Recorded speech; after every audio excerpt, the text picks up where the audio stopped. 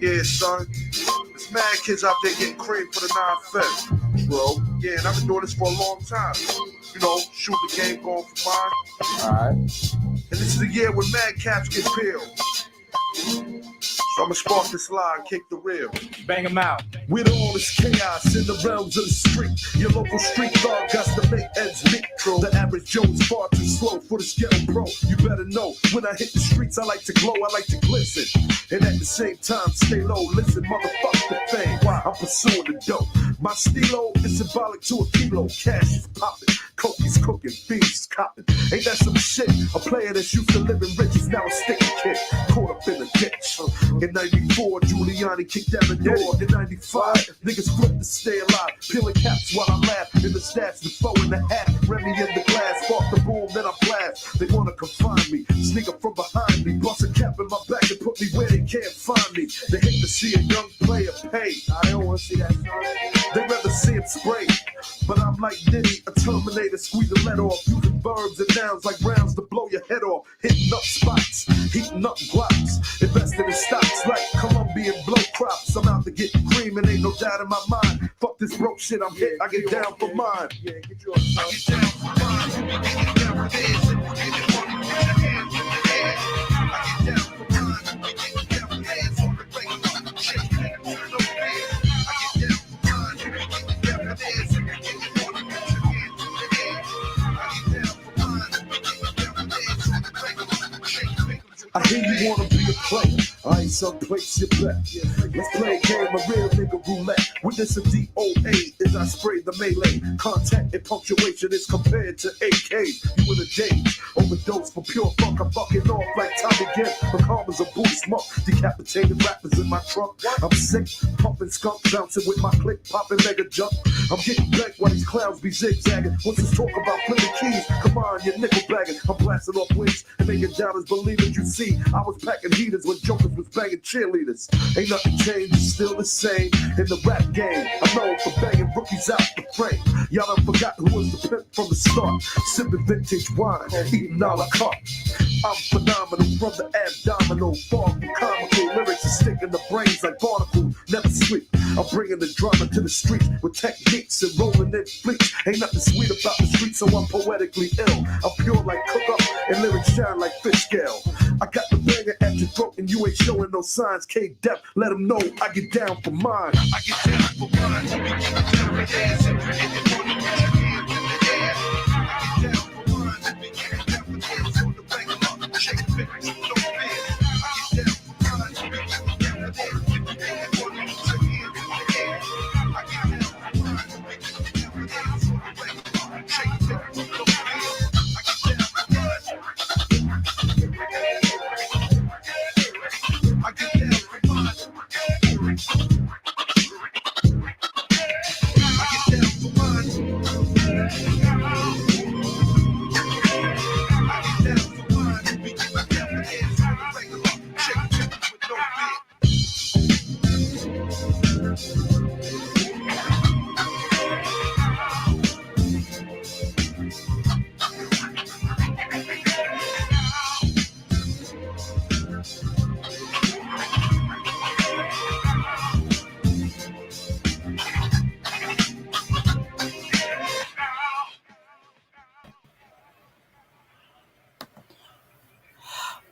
All right, everybody. Welcome to Gangsta Talk. Okay. I know y'all surprised y'all hearing from me. Y'all used to hearing from Max first, but this time it's me who got to clear the air. All right. We received an email from a lady who's saying that Max is not helping by going in on the black men. Okay, we're going to clear something up right now. Max is not going in on black men. He's gone after a specific group of black males who are who are not being responsible as men. They put everything that's gone wrong in their lives, in the community, on Black women. Nobody says how them going on and putting and blaming everything on the Black women is a detriment to the Black community. Oh no, we don't get that. No, Max is the only one. He holding Black men accountable. Not Black men who are accountable, responsible, loving, take care of the community, take care of his family, responsibility, hardworking, and put their people and their family first. No. He's not going after them. They know who they are. They all agree with Max. No, what we have is these immature, baby-fied, spoiled Black male who ain't gonna give the same Black men. And somehow they found themselves on YouTube, and they coming in as a group, and their voice is loud, so loud that people are actually thinking that they're Black men, and all the things that they do is Black men as a whole. No, Max is differentiating between the Black men and these Black males. Yeah, he always say which group he's talking about. He's talking about Manosphere. He's talking about Sissy Bims. He's talking about Red Pillars, MeToo, all these weirdo groups that coming in there, pissing and moaning and blaming everything on Black women. He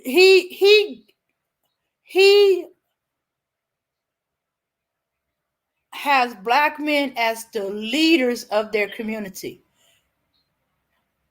They are, as leaders, they are responsible for their community, whatever shape it in, good or bad. And he's holding these Black males accountable for what's going on in the Black community. He's pointing out by neglecting their children. Okay, they piss him on about child support and stuff like that. But if they were intended on taking care of their children, it wouldn't have to go to child support. They claiming that the women are getting a white daddy by going to welfare, food stamp, WIC, Section 8 housing. That is Black women relying on these, depending on these as bringing the community down. No, it's the men who are not taking care of these women and the children. There would not be any need for them to go there if they were being taken care of. If the children, if the children was, if they were getting enough money for the children to be housed, fed, and medically taken care of, they wouldn't need to go to these places. And because of the way the government is, because they do not believe Black women will press charges of child support on their own children. They supersede that. Once the Black woman comes to, they press charges on the behalf of their child. And he called these men to account. If things are going badly in the community, that's because Black men are not on their job. But he ain't saying all Black men. He's saying these particular Black men. We hear them on YouTube.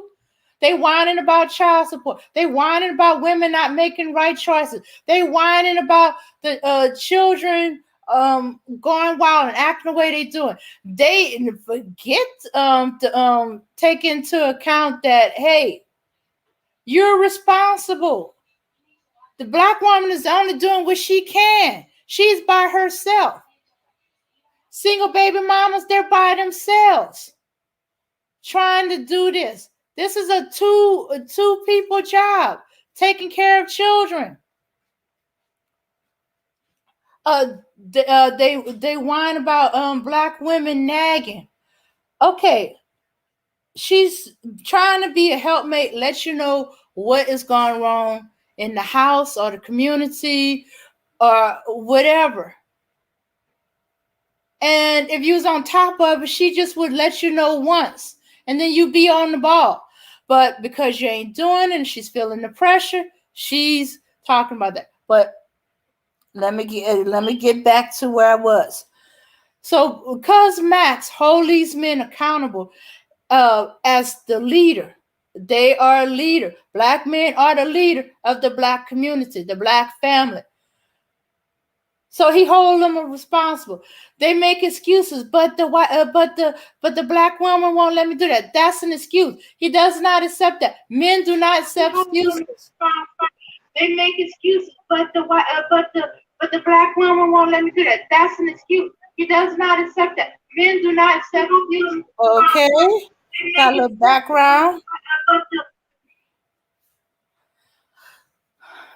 Okay. All right.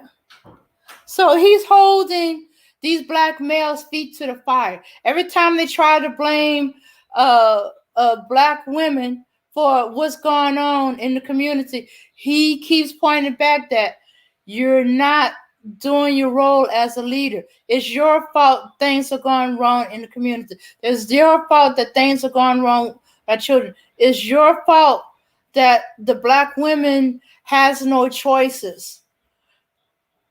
Mm-hmm. Yeah, yeah, yeah. And it keeps pointing out you want the point out that these black males wants the perks of being leader, but they don't want to do the work of being leader. They want the black woman to take care of them. He's pointing out that's out of order. Black men are supposed to take care of black women. They trying to make black women out to be gold digger. No, no, no, no, no, no, no, no, no.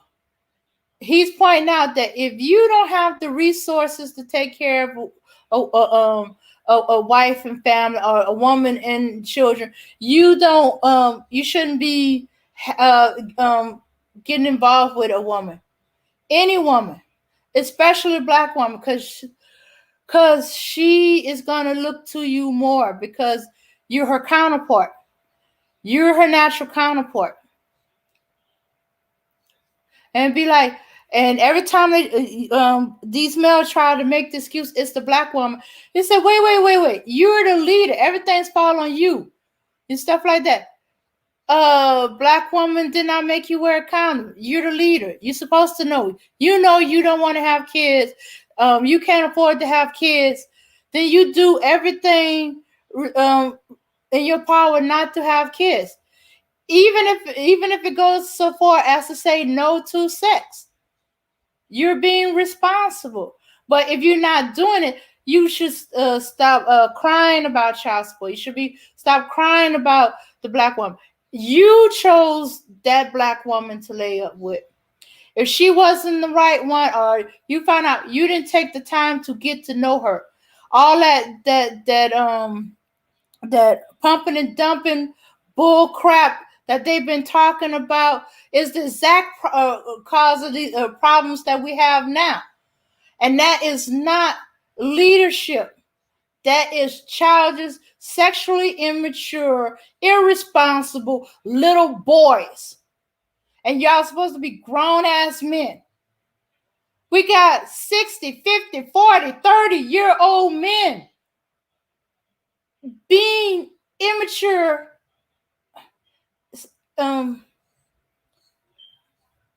immature little boys. Is weird when you see the younger generation being more mature than the elders.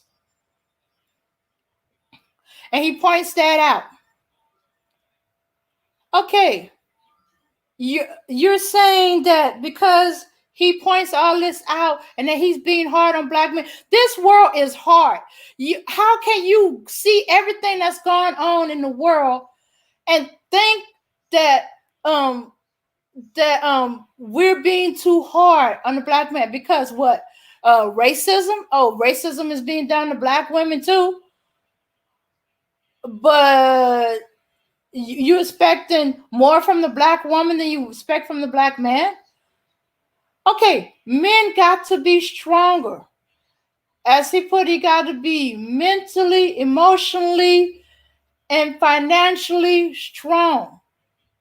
If you don't have all three, you shouldn't be having a relationship with black woman. You should not be having a family until you get those things, until you learn to control your emotions.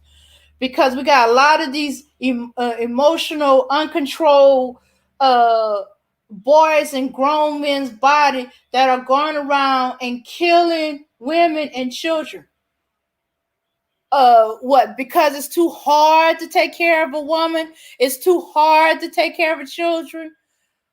Are you pissed off at the woman? So you want to hurt her in the hardest way possible?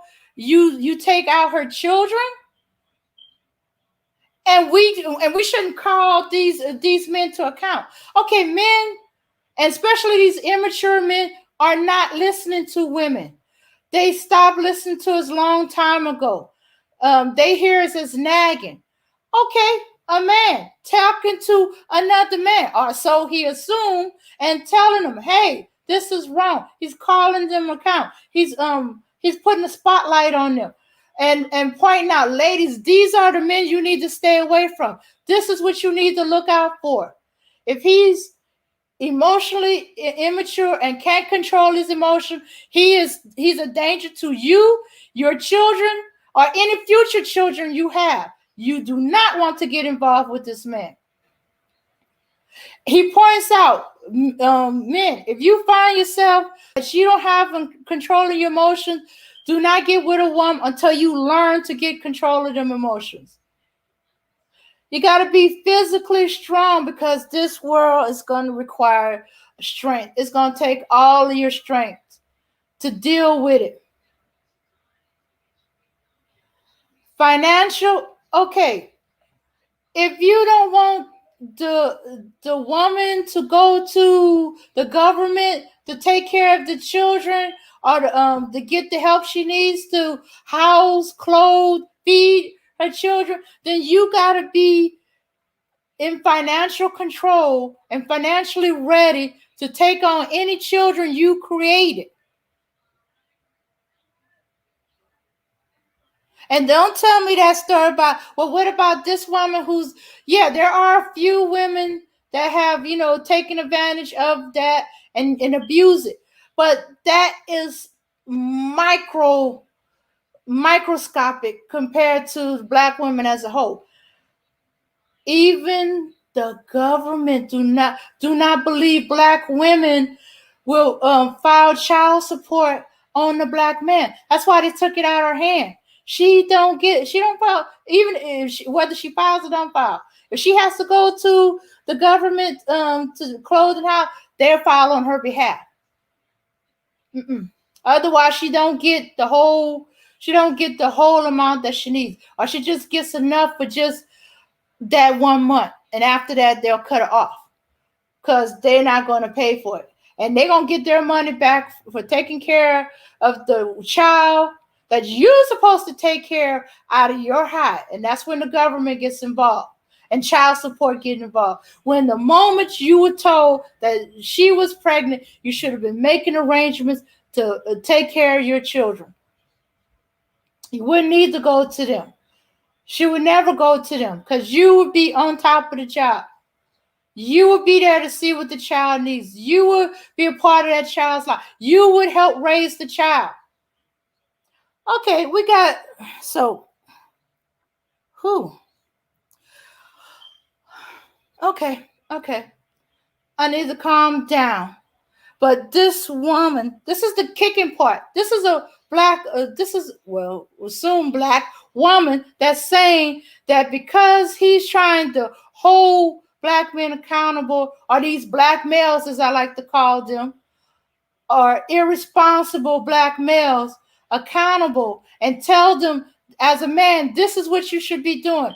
This is what is expected of you. You are the leader. You're responsible. If something is not going right in your community, that means you need to step up and get it right in your community. Get with other like males and fix your community. Don't wait for the government. Don't wait for the woman. Do it. You see it needs to be done. Do it. Oh, but he's being too hard because he calls these males soft or punks or no good Negroes. Well, that's my term more than his. But you get my point. Mm-hmm. Yeah. So he, as a male, is keeping holding other males accountable. I know what it. I think I know what it is. He sounds like your daddy. Your daddy, if and I know quite a few you have Negroes have daddy, will hold you responsible, will accept no excuses. The woman would F what the woman says. Oh, sorry. It's about you. You are a grown ass man. If you feel this is what needs to be done in the community, then you do it. She's going to fall in line. Especially when she sees that stuff is being done. But this is the problem. We got too many of these black males that women are starting to normalize this weakness and thinking that they are black men. He reminds them of what the black men are like. Their fathers, their uncles, their grandfathers, big brothers, black men in their community who are men.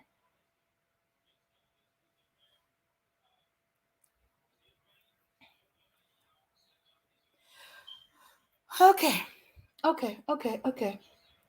Okay, so some of y'all thinking he's being too hard on black men. No, he's not being hard enough. Actually, he's taking it easy on y'all.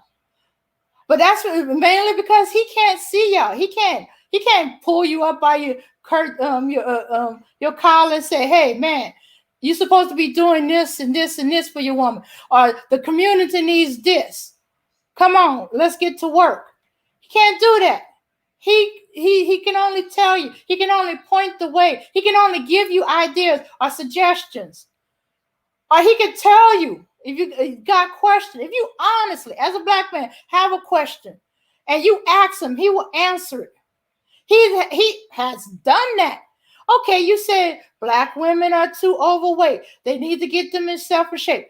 But y'all, these weak Negroes, black males, idea of how to help the woman is to call her names, point out how fat she is, and that she ain't gonna get no man, and tear her down. No, no. He gives you an idea. He even came up to the challenge. He did a 1 o'clock challenge. This will help you, woman, lose weight. Do it with her. You know, exercise with her. She might not know. I might be a little different, but okay, if you didn't play any sports, you didn't do too much exercising beyond PE, but you don't really know. You just did what you was told to do.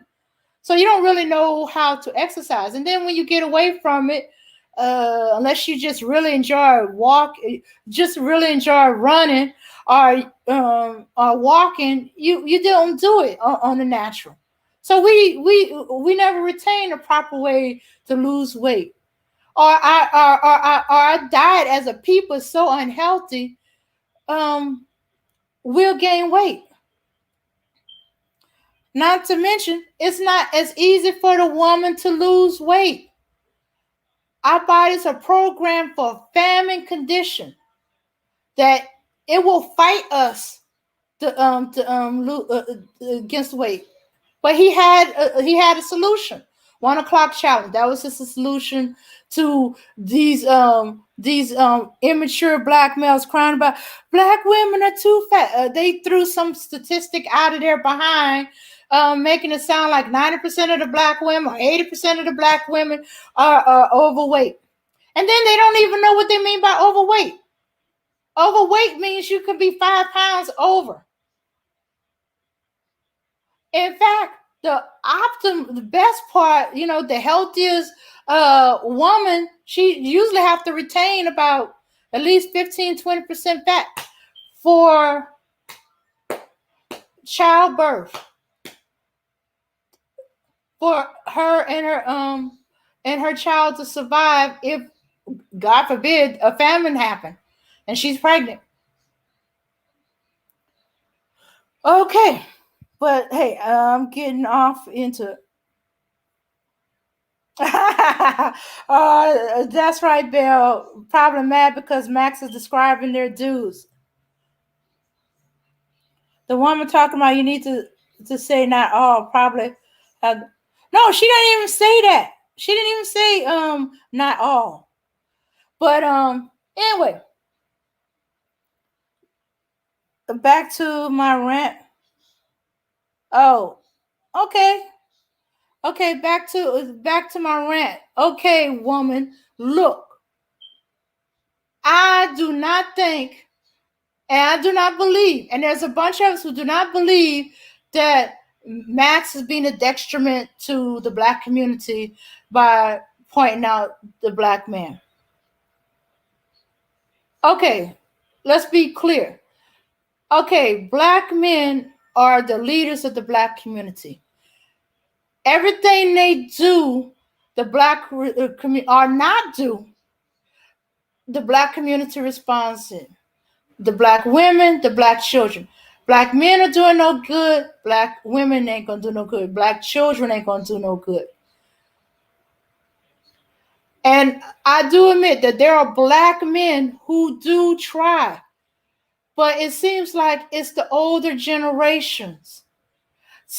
If the younger generation is exposed to the older generation, there's hope for the younger generation. But these are ones that are partially raised by their grandfathers because their dad is not in the picture for whatever the reason is.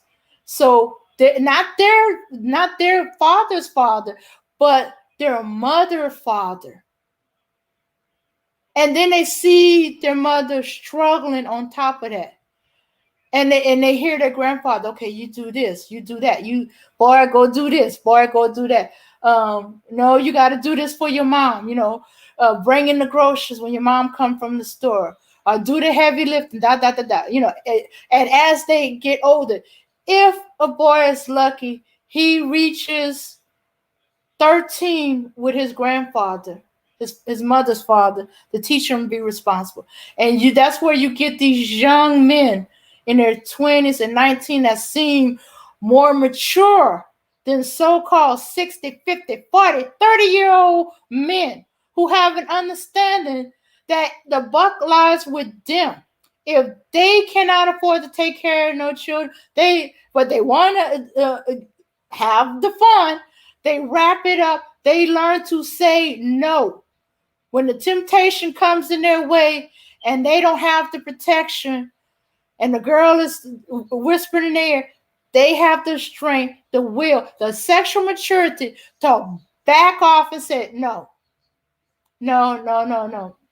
and stuff like that. They saw how their fathers were, and they try not to be like their fathers.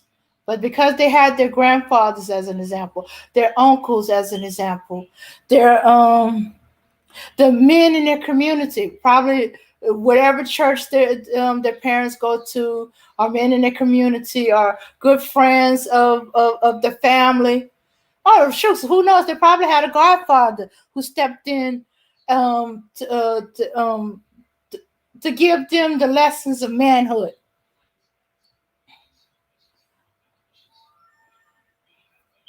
Yeah, and I'm seeing the generation coming up. I'm seeing the 25 and under now.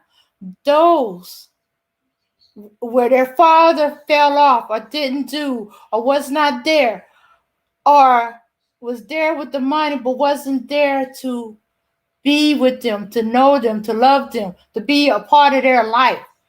But they had their grandfather, their mother's father, their mother's uncle.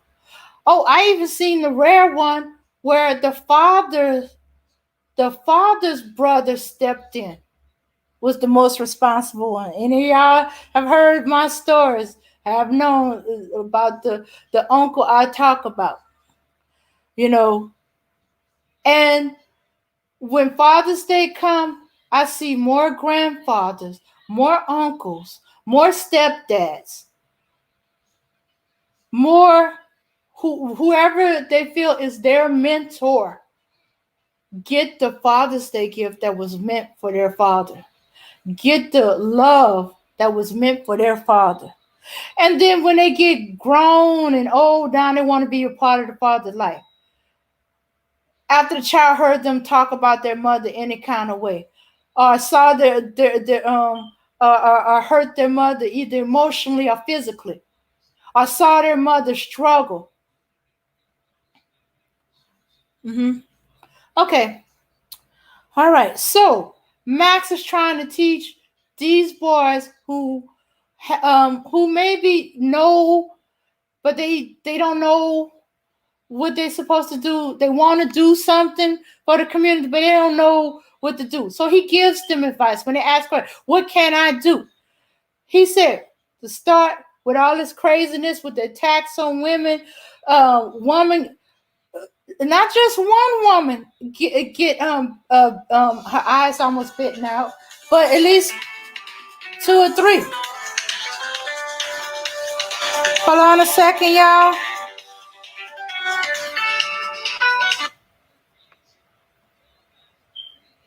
Mm-hmm.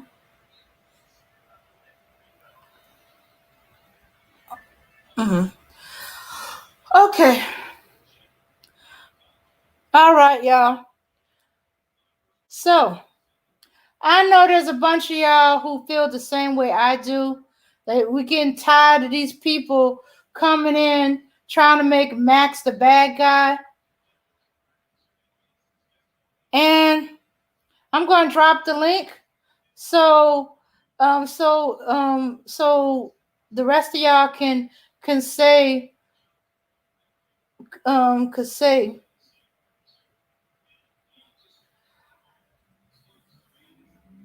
how y'all feel about what Max doing. Everything, is he being too hard? Um to is he do you honestly believe that Max is being a detriment to the community, to the black community? Mm-hmm, mm-hmm. All right, all right. Hey, Abena. Sorry, I kind of went a little long on that rant, and I still got more to go.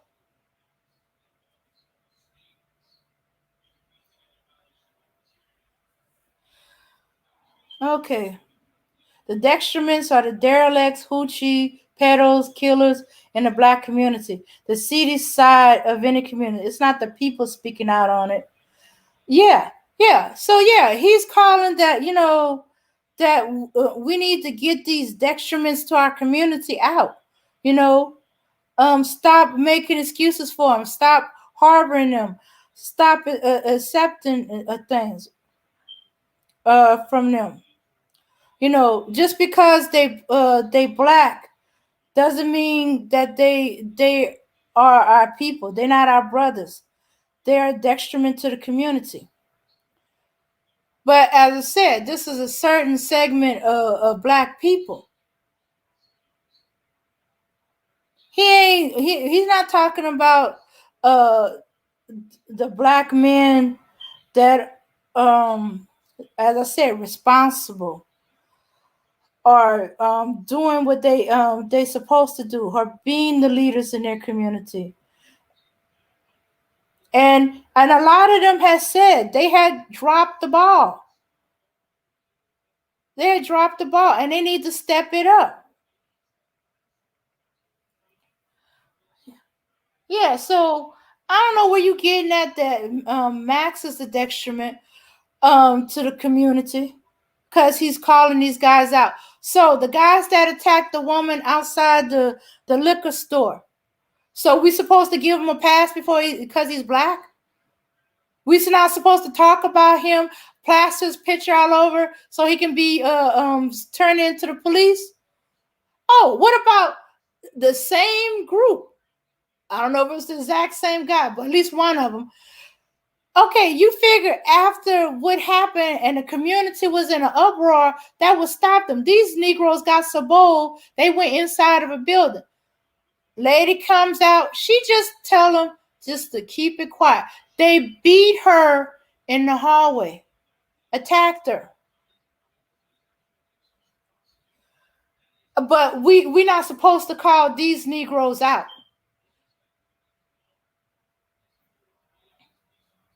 We're not supposed to call these black males out. Black males that's so emotional and immature, they can't handle a no. No. Oh, no, we got to be uppity. We couldn't have a whole bunch of reasons why we say no. Could be, and hey, we don't let you pay for our stuff. I don't know, you do. I just, can't even go shopping without being harassed. You got women dread when a man comes up to ask out, because she don't know how he's going to handle a no thank you. We're not talking about just rejection. We're just saying a no thank you, or are not interested. You can tell them you involved with someone. I got a husband, I got a man, no thank you, I got a man. They'll outright call you a liar just before they jump on you and tear you up. Okay, you and your girl, these dudes, their girls are not together. Whatever reason, it's ex-girlfriend. So a few years later, or a year, or who knows, a couple of months, I don't care. Doesn't matter. She got a new man. You can't handle it. So you break in the house, break into the house, kill her and the man. Or you get pissed off and kill the children. I'm gonna teach her. She gonna have some other man and stuff like that. You gonna kill the children. And then there's a bunch we don't know why exactly. They just decide to kill their children. What kind of man kills his children?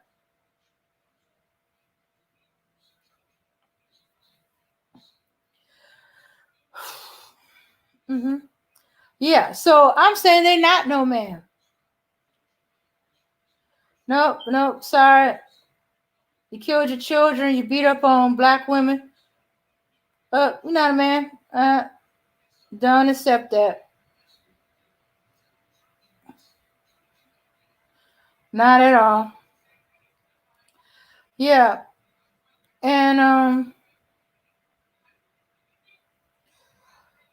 yeah, and these dudes have no problem jumping on black women. And then it's not one-on-one. They have to jump on her in twos and threes, and oh my goodness, largest amount I've heard of is 15. They got to throw her in the dumpster. They got to hit her over the head with the skateboard. And you wondering why women are afraid when a man approached them? If I was a man, I'd be pissed off as hell, because I'm a good man, because of you weak ass males out there, she's afraid of me. She don't know what to expect me. She's keeping me at a distance because of you weak ass male.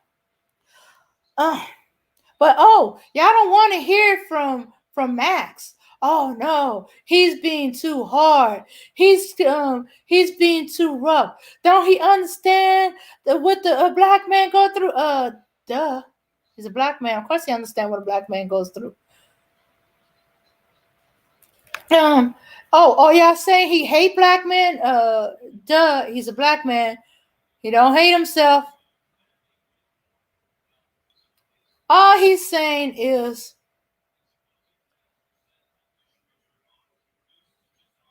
you gotta stop trying to act like women, compete with women. The things you are doing and the way you are acting is like women. You're not acting like men.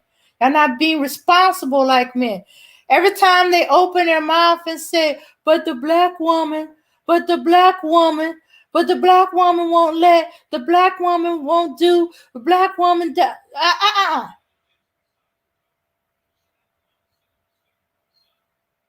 Our fathers and grandfathers wouldn't accept that.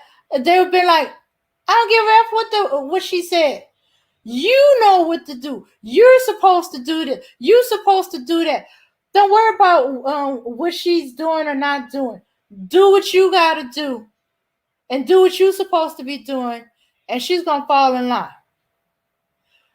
Or she ain't the one for you, and you let her go and let her be some other man's problem. Because but you take care of your stuff. You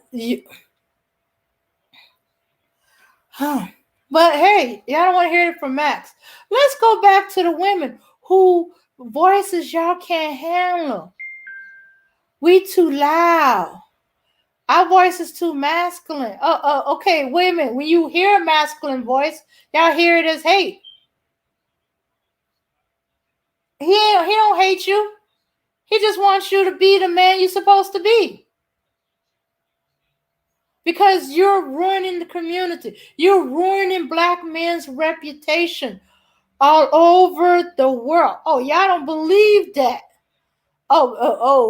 Because y'all the most how did they put that? Y'all the most wanted. All the other women of non-black women love y'all private parts. They can't get enough of it. Please. They could care less. And the men in their community sure ain't gonna be letting you come in mosey along. Try to tell you about what those communities are like, because he's been there.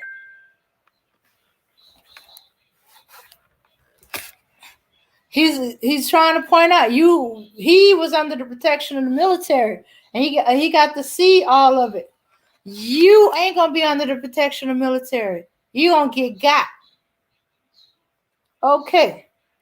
But yeah, y'all keep going on, and it's not that y'all, but y'all have to drag the black woman down. Leave the black woman out of it. You want to go that way? That's you.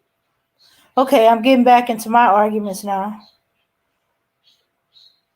Yeah, blacks are physically desired. That's nothing new, but that don't mean they want to keep you. They think of you as a walking, talking dildo. They're gonna try to put you in a drawer.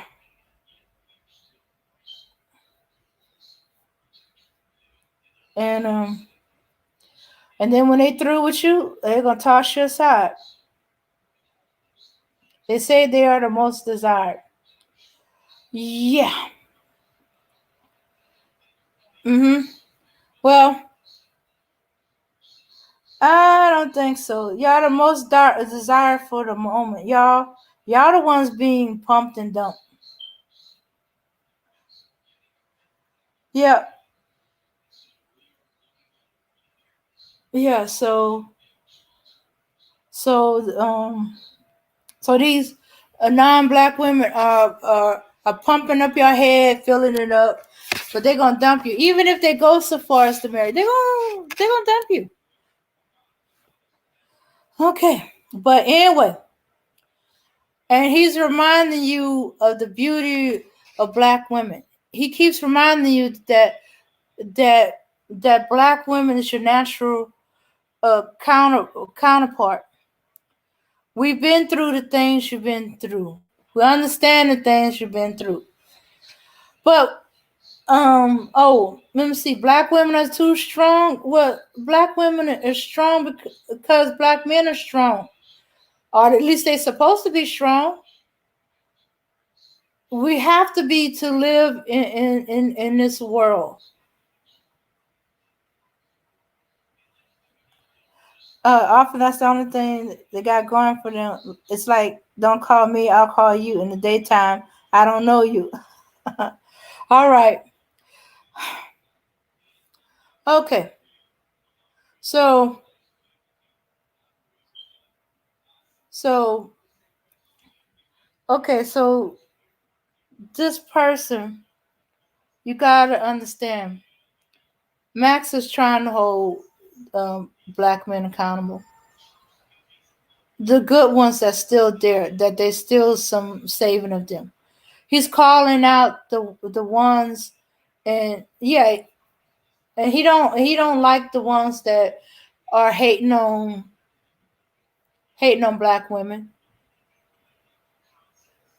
because to hate the black woman is to hate yourself and to hate the black community.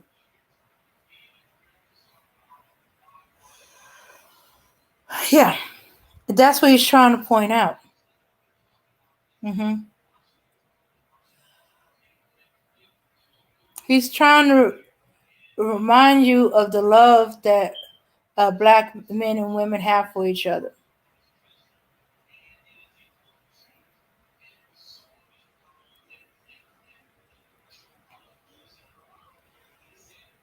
He's and he's putting a mirror in your face when you complain about the black woman. Where is it really coming from? Yeah, is it because you keep saying she's too masculine? Well, that implies that if she is too masculine, then you are too feminine, and how crazy you are sounding. Black women are not masculine. Is it because she's strong? She don't have a choice in the matter. If you leave her holding the bag, if you're not leaving the community, and she's trying to save the community that she lives in, because there's nobody else. You're not there. You're not doing your part. The few men that are there, okay, they're getting older. Would you? Some of them are passing away. There's so few, but they're they're being burnt out. Because they're only the few, and there's a lot of work that needs to be done to the community. So he's trying to get those to step up. Those that ain't gone too far gone, where they hate black women, they hate black community. You know, Remind them of what it is to be a man. Remind them of their responsibility. Telling them to step up. If you don't know what to do, this is what you can do. You can start with this. You can do that. Um, Look around. Walk through your community. Look through your community. See what needs to be done. Get together with like-minded people and fix it.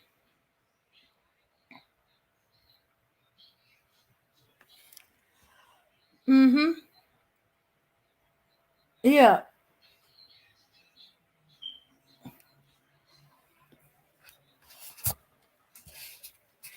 But instead of getting together with Max and coming up with ideas and implementing ideas on how to fix the community, work on themselves, what they could do, he told them about jobs and oh,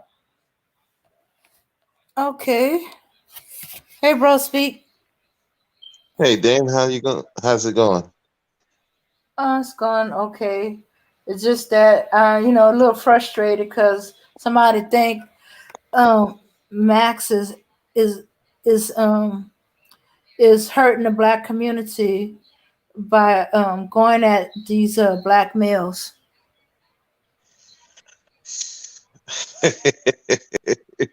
Oh,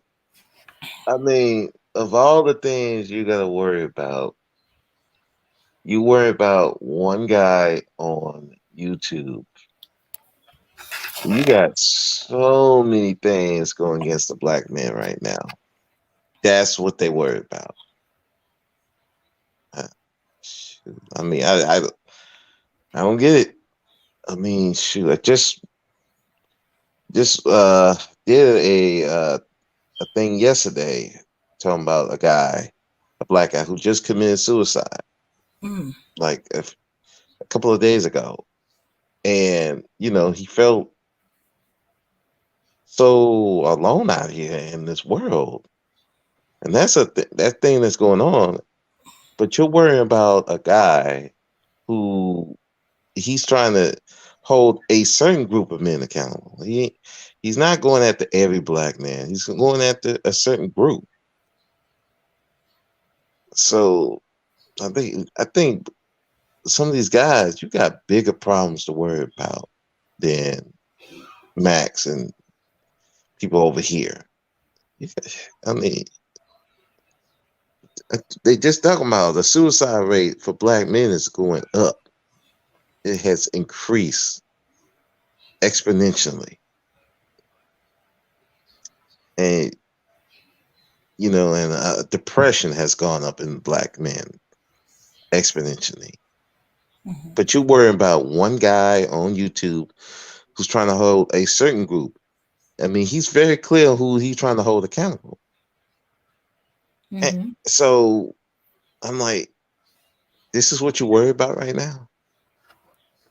And if you really felt that way, again, mentor, go into these communities, go find these boys who feel that they're that alone in these communities, and be a mentor or something. But you're just sitting back and complaining, and then you're going after other people who's at least trying. I mean, you may not like the way he's doing it, but he's trying. What are y'all doing? It's like, I don't know. This is I don't know. It's just like this complaining over somebody on YouTube, but you're not even doing anything.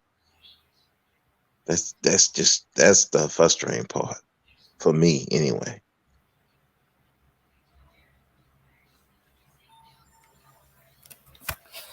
Yeah, yeah. Uh, I think this woman sees that um, she's one. It appears that she's one of those that any negative against any black male in the community is a detriment to the community. But I was like, okay, we talking about derelict black males. We're talking about black males that are killing their own, So killing their women and children. We're talking about black males that are attacking their own. We're talking about that. So we should give them a pass and lump them under the banner of black men. No, no, no, no, no, no, no, no, no. No, we differentiating them. so wait a minute. There was a woman who was saying that. Mm-hmm. Yeah. Who did she come on a panel or No, no, she no. She sent the email. oh, she's in an email. Okay. Mhm. Yeah. Yeah, I kind of get it because if you hear it and you're not knowing the full scope of what he's talking about, yeah, you would think, oh yeah, he's going after black men.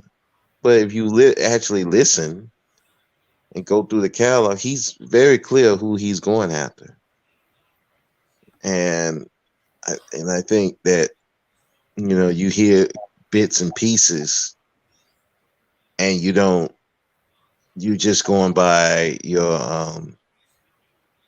own feelings, and let me be clear, I understand, she wants to support black men. I'm full in favor of that, and I think that a lot of black women should be supporting black men. I always say that you need to be picking the right black men to support. They'll just support anybody, you know, just based on either your desires or they're just speaking negative against a certain group. Just really see what he is doing. But on the same token, don't excuse some of these goofballs out here and try to lump them in with black men. And now that, because that's been the problem with our community for the longest time. We've been letting these derelicts, I mean, the real derelicts, Mm-hmm. be lumped in with actual black men, and we be calling them black men instead of whoa, that's not a man over here. That's not a man. Don't lump me with this goofball. We won't. These is goofballs. We won't even let around us. We wouldn't let this goofball near us with a 10-foot pole with a taser at the end of it. So we gotta be able to separate these guys, and I know it's hard because you you see someone that looks like you. Um, you may see someone that looks like you. You probably been in your life. You've seen these guys who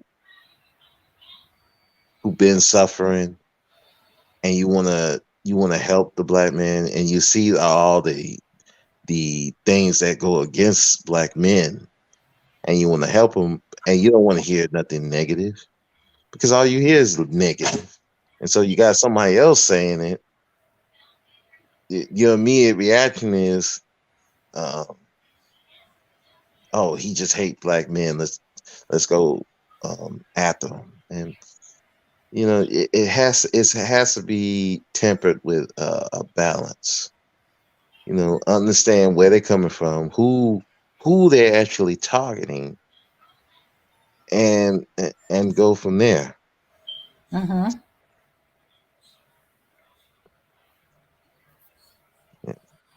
Yeah, but I don't know. This woman, I don't know what she saw, or she just saw a little bit, or she's gone by what somebody else told her. But yeah, That's she. probably that's probably what it is. She probably it- it's more likely she probably heard somebody say something like, "Yeah, this guy is. Oh, he's just hating on black men," and she probably heard it, and she wants to send that email. It's yeah, it's crazy. I've gotten like comments from that too when they say, "Well, you're going after all black females." I'm like, no, there's a specific group I'm going after that I talk about. I don't talk about all, and but when people hear something out of context, and then they get their feelings into it, now they want to react. And it's like you got to have some patience and actually listen. But and I know that's harder for some of us, especially black folks. It's very hard.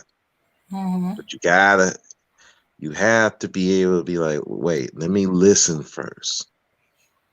Don't be so quick to reply. Just listen, Mm-hmm. then reply. Then you could be like, okay, this is what it is. Okay, I see what he's trying to do. He's focused on a specific group. And you go from there. Yeah, but there's also a group of people that oh, I said that already, where they believe any negativity to black men, um, especially and they think in a public forum is a detriment to the community. But I'm saying these black males are being put as the face of the black community, the face of black men. And they're not. And because they got the loudest voices and everything, they're or they heard more than, because the men are out working. A lot of the men, they don't know about this, or they barely pay mind. They just working, taking care of things and stuff like that. They don't have time for that. If they do happen to see it, most of the time it's like, what is wrong with these men? And are they? And the actual question is, are they gay? When somebody asks them, have they heard anything or what they think of this, it's like the dudes, they sound gay. Now,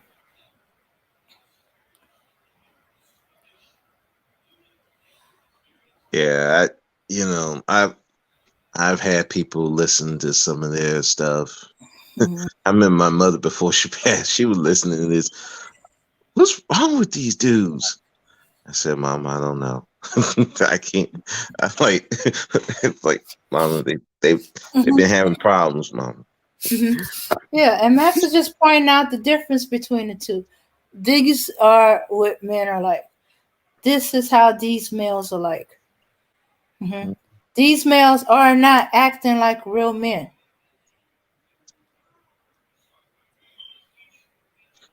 No, and I think that it does have to be a distinction, and and I think people, like I said, you can't be so quick to react to just something people say. You have to really um analyze what they're saying. I had a guy, he was accusing me of being a woman basher, a coon, and everything, and a Kevin Samuels fan of all things.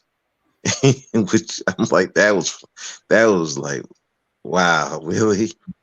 But the thing of it is, people don't look into your stuff. Mhm. They Yeah. they just knee jerk reaction to something you said, and they're like, oh, it sounds like what he said. Oh, like well, they think some of us are sheep, Yeah. and it's like, no, I mean, I could come to the same conclusion of someone, but that don't mean I'm a fan or anything. I just came from this is, but nobody wants to look at why. Why do you think like this? They just think, oh, well, you sound like him, so you must be with him. I'm like, no, I'm not with him. I don't even look at what that person's saying. I don't really care. You know, Mhm. they I've had people accuse me, you got manosphere talking point. I'm like, oh, you just changed the goalpost from what the manosphere is saying. I'm like, no, I'm my own person. I come with this stuff on my own. I don't come from no manosphere. I'm not no sheep. Mhm. That's my opinions on black women in particular is just from what I've seen. It ain't nothing from I'm using a talking point of someone. Now I could agree with it, and it kind of sometimes it can refine some of the things I think about, but I'm not just a parrot of a certain group, and I think that Yeah, but do you think that what Maxis does is a detriment to the community, to the black community, that is hurting black community? That's what she's trying. That's what she's implying. That what he does on his shows is a detriment. I mean, it hurts the black community. mm, Mm, not I tend really. to I I tend mean, to think of it as, okay, the community is sick with an infection, and he's ripping off the band-aid that we keep putting over it to let the infection out, point it out, get rid of it, Do what you got to do to get rid of the infection so the community can heal. Mm. Uh huh. Well, my thing of it is like the image of the black man's in the toilet right now. I mean, let's just face facts. I don't think Max is going to do anything to further that. There are bigger issue. If she really felt that way, that the image of the black man is that badly damaged, there are bigger people you need to go after. One is the media. I mean, if you really feel that strongly, go after the media because they paint black men in a way worse light than anything Max have ever tried to do. You know it, and to be fair to her, yeah, that when I first listened to him, you know, I like, hey man, she's going way too far. I think you way too harsh. But then once I got to listen to him, and then once I seen what he's seen, Mm-hmm. then I'm like, no, he ain't going. In some instances, I don't think he goes hard enough. Mm-hmm. To Mm-hmm. be honest, I mean, it's like some of these dudes need a wake up call, and it's like they're too far in that hate, that rage, and that anger, and it's like it's getting to the point. Even other men in their group, it's like, whoa, bro, y'all wilding out. I mean, look, I have an issue with a black woman too, but man, y'all. It seems like it ain't just a black woman thing. It's you just hate black people. Mm-hmm. And no, well, shoot, hey, I got my issue with black women, but I don't hate black people. I still want my people to see. No, we're gonna have to. No, I gotta get away from y'all. Y'all on that women bashing crap, and you're mad at them, and then you're mad at the guys who can get these women. That's the other thing. They mad at them, but you taking it out on everybody. I'm like, no, that's not that. That's not how that goes. It's so to say that Max is causing a big problem in the image. No, I mean you got way bigger problems. Just like when I say with black women, I say, uh, and again, I know that the manosphere, eh, they taint the image of black women, but I always say that you got a bigger problem with the media. The media has been painting black women way worse than even the manosphere can is capable of doing at this point. Okay. I'm not Yeah, saying but it's they can do worse. worse. I'm But not it's saying they worse can't. because it's coming from our own. Yeah, I hear you. I hear that. And yeah, and I know it hurts more because it's coming from someone that looks like you. Uh-huh. And and but like I said, there are bigger demons that we gotta fight than just them. But I do understand where people could coming from because it's like that's a culture shock to hear somebody. Hell, it was a culture shock for me to I've always heard black dudes ain't shit, but like you said, they talking about their particular man, but then you hear women saying all and not making the distinction. Yeah, that's a culture shock for me, and so like I said, if I know I'm hearing it from women saying that, I can I could tell the women who are way more sensitive than us men, they gotta be feeling that 10 times worse. So that's why I say I don't try to be like, man, you just in your feelings. I mean, it's real out there. And to hear somebody who looks like you say that you're worthless, say that you're all these things and not make a distinction. Mhm. Yeah, I can see why people would be upset. And, it's and like I said, there's guys are coming like, no, bro, you gotta make that distinction, if Mhm. anything. And then you need to be if she is effed up, more often than not, it's you. Either you're allowing that stuff to happen, and a lot of those guys don't want to take that accountability. They want to just blame her. Mhm. They mad at some of these guys who can, even the guys who's not doing, they say the bad guys, the guys who's doing, they're treating their woman right, they're not bad guys, they're marrying her and all that, they're looking at them as the enemy. And I have a big problem with that. I don't care for that. Yeah, but the fact that they're saying that he's hurting the community is jarring, because he's trying to, you know, to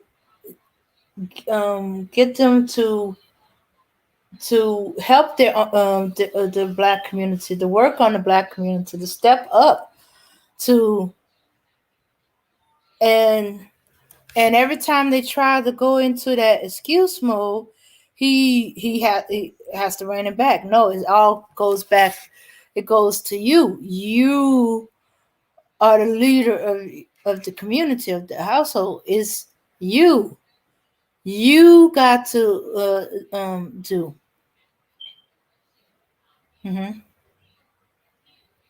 Yeah. Yeah. Yeah, So he's trying to, hey, you're saying you're men, you're saying you're leaders, step up. You got to do. Don't use women as your excuse. Don't have any excuse. Just do it. You know what you're supposed to be doing. Do it. If you don't, you better learn what to do. And he's telling you. He's telling you what you need to do. How many his lives is about what you should be doing as a man, what you should be doing in your community, what you should be doing with this, you know. So if you don't know, well, I don't know. I was, I didn't have no father or a father figure in my life. I only just had my mom's. They try that. He's like, I'm telling you what you're supposed to be doing. I'm telling you how you're supposed to be walking. I'm telling you you need to get uh, yourself under control, and emotionally, financially. You got to, because before you stop trying to get the woman, get your stuff together. You know, Stop trying to make her seem like the bad guy because uh she she need resources. If you don't have a woman in your life, you gonna be using your resources on her, you know? And if you're gonna have children, you're gonna be using your resources. If you're not prepared to use your resources, you shouldn't have neither. Shouldn't have a woman, you shouldn't have no children. Mm-hmm. Yeah. yeah, And if you and if and I you think, and if you uh, choosing women that okay, you saying, well, this woman wants this, but this woman I could just do that. Well, if you're choosing her and then come to find out she's something else entirely, that's your fault. You went the quickest, easiest route. You went to the one that's gonna just let you do what you're gonna do, and now you got the baby mama from hell or the whatever. because a lot of their arguments seem to be about sex and the woman and sex and the woman and okay, and child support, sex, woman, child support. You you want her to be uh choosing better. Well, you want the black women to choose better. You choose better. She's she's she's doing what you're doing. She's acting the way you want her to act. You want uh loose women, so she's gonna be a loose woman to get you. Um, you want her to be like you want women like the Instagram models or the I'm trying to think of the other, scantily clad and free and easy. Okay, so she gonna try to be that.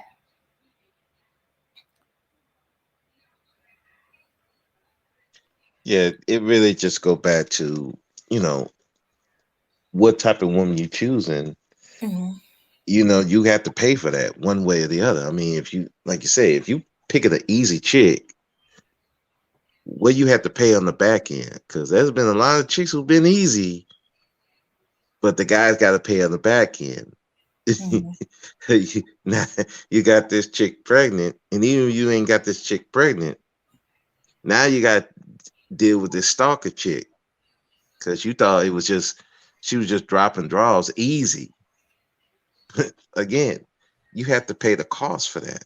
And I think a lot of these guys out here, they don't want to pay a cost for Yeah, for being the type of guy. Even I'm like, they don't want to be the cost of being the boss. They don't want to be the right, pay the cost of being a leader. They want the perks, but not the pay the cost. They don't want the responsibility, but they want no, the submission. True, true, true. What's up, everybody? Hey, Max. hey Max, what's going on? What's going on? What's going on? How y'all doing? Okay. Uh, I'm good. I heard that a woman is saying you a detriment to the Yeah, black community. yeah, and it's very interesting. The kind of work that I do is to defend our people, especially the black woman. So it's a little jarring when a sister comes at me and thinks that I'm going over the top or that I may be hurting the community. I'm not sure why she would think that, but um, no one is going to say every time they do a podcast, not all. I mean, at some point, we have to use common sense to know that someone isn't talking about everyone. There are contingents of men within our society who are hell bent on destroying black people, and their method of doing that is to attack the black woman to no end. And so I fight against that. And you have some people out there that are stuck in that slave mode and believe that, so much has been done to us by slavery that there's nothing we can say about ourselves that's going to correct anything. And I disagree with that. We have to be able to point out the issues within. If the issues that are within are hurting us more than anything else, then those issues need to be addressed. Like right now, we have two beasts. We have the white beast, and now we have the black beast. The black beast seems to be doing more damage right now, up close and personal, than the white beast is. And the black beast is working for the white beast. So now we have two beasts we have to contend with. And that black beast right now, that black beast is hurting us. He's hurting us. I mean, he's hitting us where it hurts. He's killing our women. He's killing our children. He's killing mothers. He is poisoning the minds of young black men from the ages of anywhere from I would say now it's down to 17 years old, all the way up to the age 30. And even the girls now are affected because they are starting to act out because they believe that there are no protectors. The men that they grew up around that look like them or look like their fathers, they're now seeing those faces as faces of terror. So now they're starting to react in a way to where they're becoming vicious and animalistic just to protect their own lives. And so now what you have is a situation where we have our youth at war with each other. So now they have our youth killing off each other, as well as the adults killing off each other. So you have those two things going on. Plus you have numerous factions of black males who have taken up arms against black people, especially black women. And people say, well, they're just on social media. That means nothing. Apparently, if that's what you're saying, then you have no understanding of media and what media can do and the reach media has and the influence that media has on people. If you think words don't matter, then you may as well disregard music. You may as well disregard the media.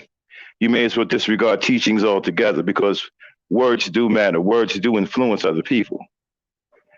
If words didn't influence other people, I guess none of us would be educated.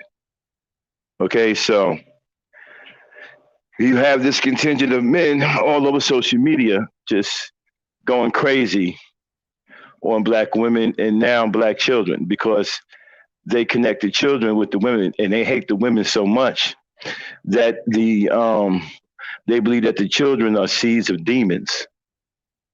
So now they believe that only a demon comes out of the womb of a black woman now. And so they feel that that demon child must be purged now. So now even the guys who are shooting children at the age of 3 years old, you have guys who are condoning that. You have guys who are making excuses for that. You have guys who are saying, I can understand where they feel, why they feel.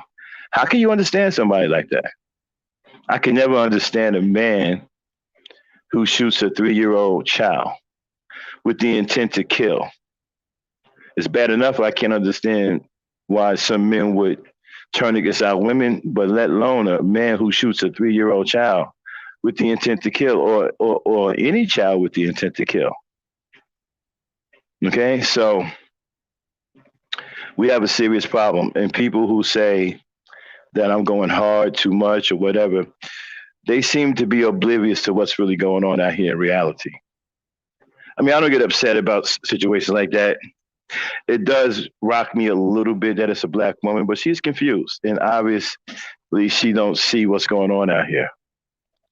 You know, because we're not going to lay down because the people who are causing all of this stress and strife in our communities are black. We have to address the fact that they're hurting our community. I don't care the fact that they're black. We got to get out of that. Well, you know, they black stuff. We got to get out of that. Because now that black stuff will get you killed. It'll get your mother killed. It'll get your daughter killed. It'll get your child killed, period. So we got to make sure that we understand that this new beast, this black beast is in our community, and it's hitting us where it hurts. And I'm going to continue to talk about it. I'm going to continue to bring some awareness to it until we find a way to deal with it.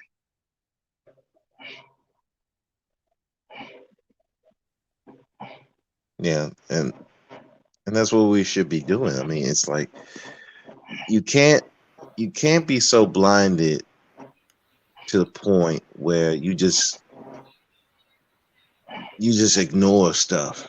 That's what's been happening in our community for far too long. I mean, there have been some evils that our people have been doing, and we don't address it because, you know, that's someone's brother, that's someone's father, that's someone's sister, that's someone's mother, and you know, it's like at this point, that stuff got to stop. We gotta change that mindset of just because they're my brother and they're my sister, that we just gonna ignore the stuff that they do. This is why you have all this going on right now, because we've been ignoring it in the communities. We've been just giving it a pass, and giving certain people a pass. So like that stuff gotta stop. And I get where the lady is coming from. You know, maybe her experience with black men is different, because I hear that all the time. Even when women come up and they say they get a shell shock from the manosphere, it's because they don't see black men doing stuff like this. They don't see black men going around talking about they hate their mother, and they hate black women, they hate black children. Nobody is in their life for the most part saying stuff like that. But when you hear somebody online saying that, yeah, that's a shell shock. And somebody saying, hey, yeah, these black men ain't doing, they're not doing what they need to be doing. They fucking up. They're becoming like a beast. Yeah, I can see why that would be John, because again, if your experience with black men has not been as toxic as others, yeah, you're going to have that reaction, and you're going to think, okay, well he just hate black men. I'm like, no. I mean, this stuff needs to be talked about, and we need to address it, because again, they out here. It's out here, and it needs to be talked about. It needs to be addressed, and we got to think of ways to solve it. I don't even know how to address that when somebody say, "I hate black men." I don't even know what that is. I'm a hardened black man. I was raised by hardened black men who took no excuses. My father didn't take excuses from us. He didn't take excuses from his boys. He wanted his boys tough. He wanted his boys strong-willed, mentally tough, emotionally tough. He didn't go for the crybaby stuff. He didn't go for excuses. So I don't know about hating, but I don't even know what that means. You know what I mean? So, when people come at me like that, it throws me for a loop. Like, what? What are you talking about? Like, and then someone said I was too hard on black men. I don't know what that means either. I'm a man. I don't know anything about going too hard on black. I don't even know how to answer anything like this. It's one thing if a woman says that to you, but when a guy says that to you, it throws you for a loop. Like, what are you talking about? Like, I could see the women saying it like that because women are emotional, they're nurturing, and they care. And they tend to think that some disciplines that men have for the boys or other young men tend to be a little bit too harsh, but they don't understand the nature of men like that. So that's why they say that. So I'm okay with them saying that, but when other guys say it, like, what? I don't. What do you say? What did you just say? I don't know what that is. I've never been addressed by a guy in my whole life about being hard on men or being too harsh. Ain't no dude ever said that to me until I came to YouTube. You know what I'm saying? I'm like, what are these guys talking about? Well, even in my age, I'm 53. I'm about to be 54 here in about another week or so, right? And I work hard even now at this age, and I don't have the mobility that I used to have when I was younger.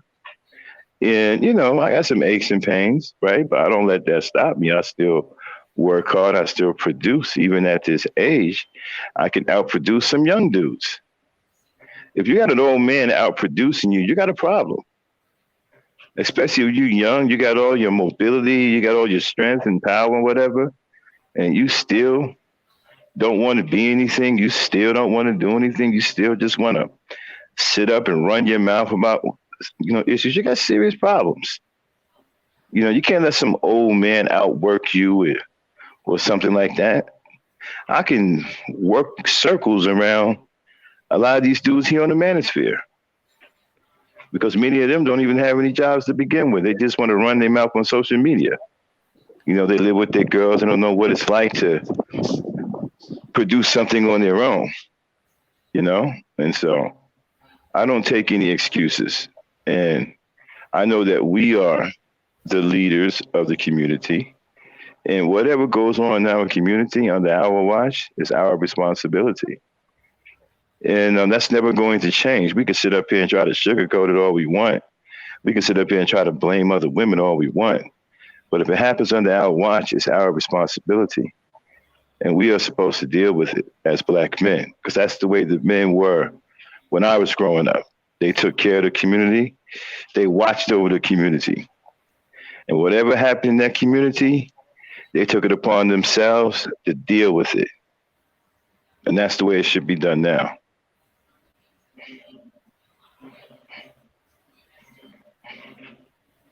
What up, Hey, Aaron? Aaron, how you doing? Salute, Max, Dame, and everybody else on the panel. Yeah, I'm just listening to what you were saying, Max, and I just wanted to say, bro, as usual, and as always, you 100. And I agree with you. The problem is that this generation of men, and forgive the background noise, I'm outside, but the problem with this generation of men today is they don't want their feet to be held to the fire, especially when they get out of line. I mean, we're dealing with a bunch of emo, tight jeans wearing generational dudes today. They're very emotional, and I gotta admit, there've been times in the past when maybe I've gotten a little bit emotional. Wonder why people being too hard on me. I admit that, but I also realize though the generation of men that I come from pretty much the same generation you came from, Max, and the men that we grew up under. These were real men. There's literally a concerted effort today. It's a demonic agenda to literally criminalize pure masculinity. They're trying to make men criminal for being men, for being what we are. I don't know if you saw what I just put in the chat just now, but man's nature is by default dominant and therefore protective. And that's not even being misogynistic or sexist. That is the very nature of men. We were hardwired to be conquerors, to be protectors. And now the roles have very dramatically and tragically been reversed because you got a bunch of men on here today who are, like you said, would rather get on YouTube and make all these gender war comments and want to talk about pumping and dumping and all this other irrelevant BS that never heard of me. These are some brand new dudes today. This is some stuff I've never even heard of before. I mean, I didn't grow up under this type of thing, and I'm not even blaming social media or YouTube. I'm blaming the actual men themselves who promote this type of depravity. Yeah, no, man, I know exactly what you're talking about. And it's kind of funny, man, because people coming at me, guys saying I'm too hard on men, which I think is ridiculous. And then you got one sister saying that I'm hurting more than I'm helping because Black men have been through a lot. Yeah, I know we've been through a lot. You don't have to tell me. Well, not that we are still going through. But while we're going through it, we can't continue to hurt ourselves. We got to stop hurting ourselves first. And one of the things that's hurting us is that we have men turning on us. Yeah. And that's really hurting us. We got to cut that out because we're losing the lives of young women, children. I mean, we got one brother, man, blew his girl away and all 5 of his kids and killed his brother too. We can't, that kind of stuff right there, We got to stop that. That has to be stopped. And then another thing with the brother killed the two girls, his girlfriend and his mother, and he put a hole inside that girl's head the size of a softball. Bro, man, that's barbarism. Man, I've never seen that. I mean, even during wartime in the military, you know, that's a brutal killing, bro. See, a lot of people see stuff on TV and they get um, romanticized by what they see on TV, but it ain't nothing like you see on TV. To see that kind of brutal killing in real life, when you see a person, mangled like that, and they got a hole right through their face, all the way out the back of their head that you can stick your fist through. It's different seeing it in person. It's nothing like you've seen on TV. And you won't react to it the same way you've seen on television. See, because on TV they got filters. Even though it may look gory on TV, trust me, that's not the way it really looks. It looks much worse than that in person. And then you see the singed flesh, you smell the burnt flesh, and sometimes even when you walk up on a person, if the wound is fresh, you can still hear the crackling of the flesh because the bullet that went through was white hot, you know. And then you see the hole, the bullet that went through, or what made the hole was so damn hot that it cauterized all the way through, and you see a black hole right through their face, all the way out the back, because it cauterized everything as it went all the way through. Okay, it's an unbelievable, disgusting sight to see. It's a very gruesome thing to see, bro. And then you see the look on the person's face. If they still got a face left, if they got one eyeball left, you can see the look in that eye, to where when that thing hit them, it took their life so fast, right, that they never even had a chance to blink, or their eye, or the pupils, right, never had a chance to either open up, or what they call that, dilate or whatever. They didn't even get a chance to um, experience fear of what they saw, because their life was gone in such a flash. The eyeball never moved. Nothing never happened to the eyeball at all. It never reacted to anything. Okay? So to see something like that in person is completely different, man. This is not the movies. And to have somebody do that to another human being is just crazy. And to have that person to be black, it's demonic. When you see bodies like that and you see them mutilated like that, trust me, it's not like you see on TV. It's heartbreaking to see something like that done in real life by one of our own people.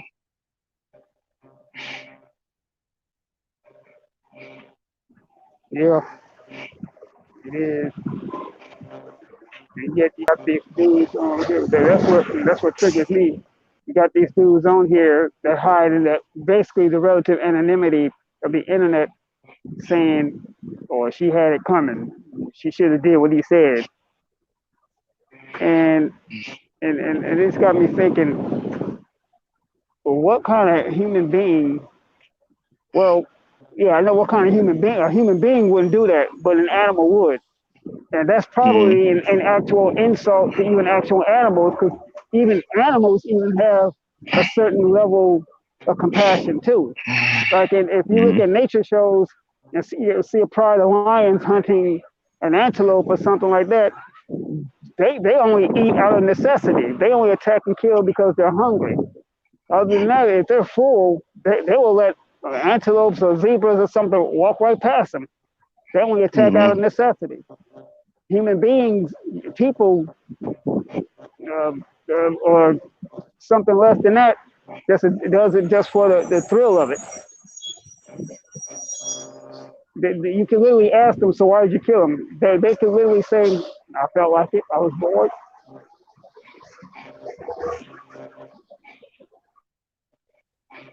Yeah, and that goes back to, because like you said, they can hide in the internet and say stuff like that. I mean, you could never say that in public.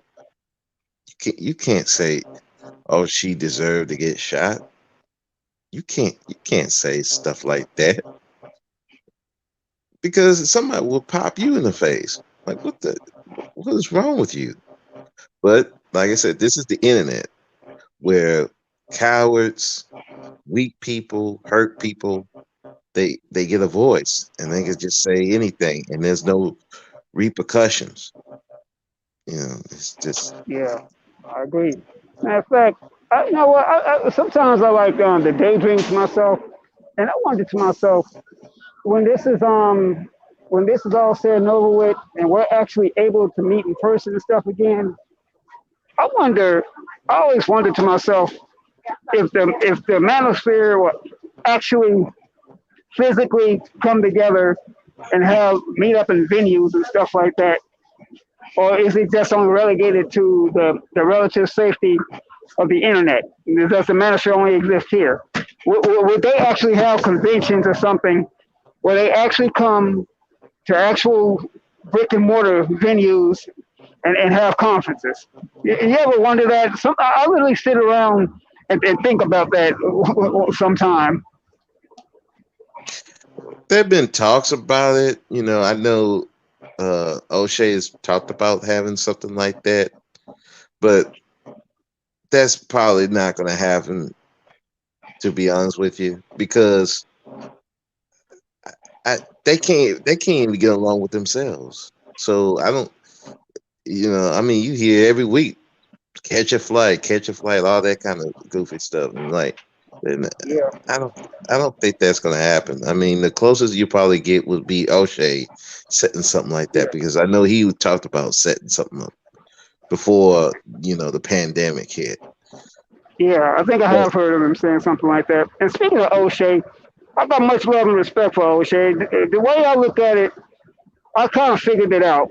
I think when O'Shea decided to form this, I think he has some good intentions in mind to have something like a safe space for black men. If I might say, if there's a such thing that for black men to come and talk about the things that black men talk about.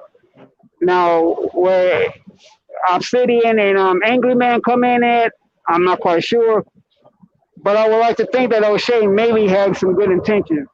And then secondly, speaking of Manosphere, these dudes have really ripped the name off of an organization that was white, a Caucasian organization that literally wants to have nothing to do with them, because they even made it plain and clear that they also have white nationalist views in the actual Manosphere.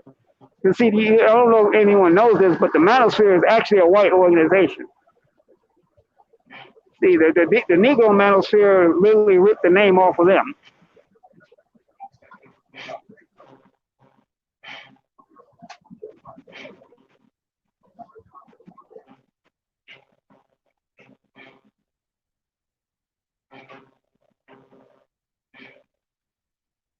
Okay.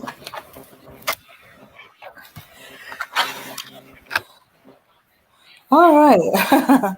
We yeah, lost a few people, yeah, but talking too much truth. yeah. but but yeah, I believe, like, I think even I think O'Shea did want to have a place where guys can talk about their issues and be able to come with solutions to solve it. But the problem was that there was no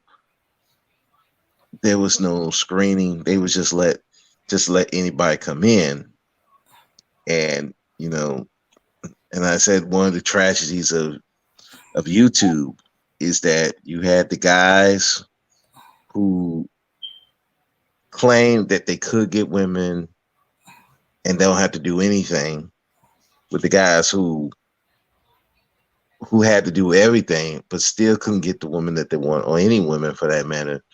They came together, start talking, and that's where a lot of this anger is coming from. Then you had the dating coaches and uh, the guys who want to divest, I guess, and the guys who just don't want to deal with the community at all. You have all that coming together, and it just became a mess, a, like a big mess, and it's like it's to the point now. It's like, dude, you can't. If you was a person that, yeah, you have your issues with black women, but you still love black women, you still want to be with them, you're public enemy number one over there. Yeah, and exactly what happened. And then when he holds the black men accountable, you sound like you hate black men.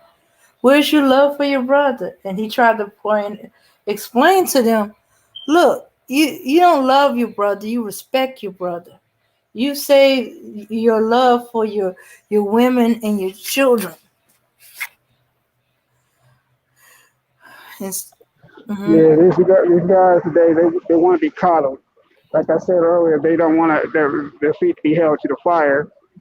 They want to be handled with kid gloves, and they want to be, oh, it's going to be okay, and that's just not how you deal with men.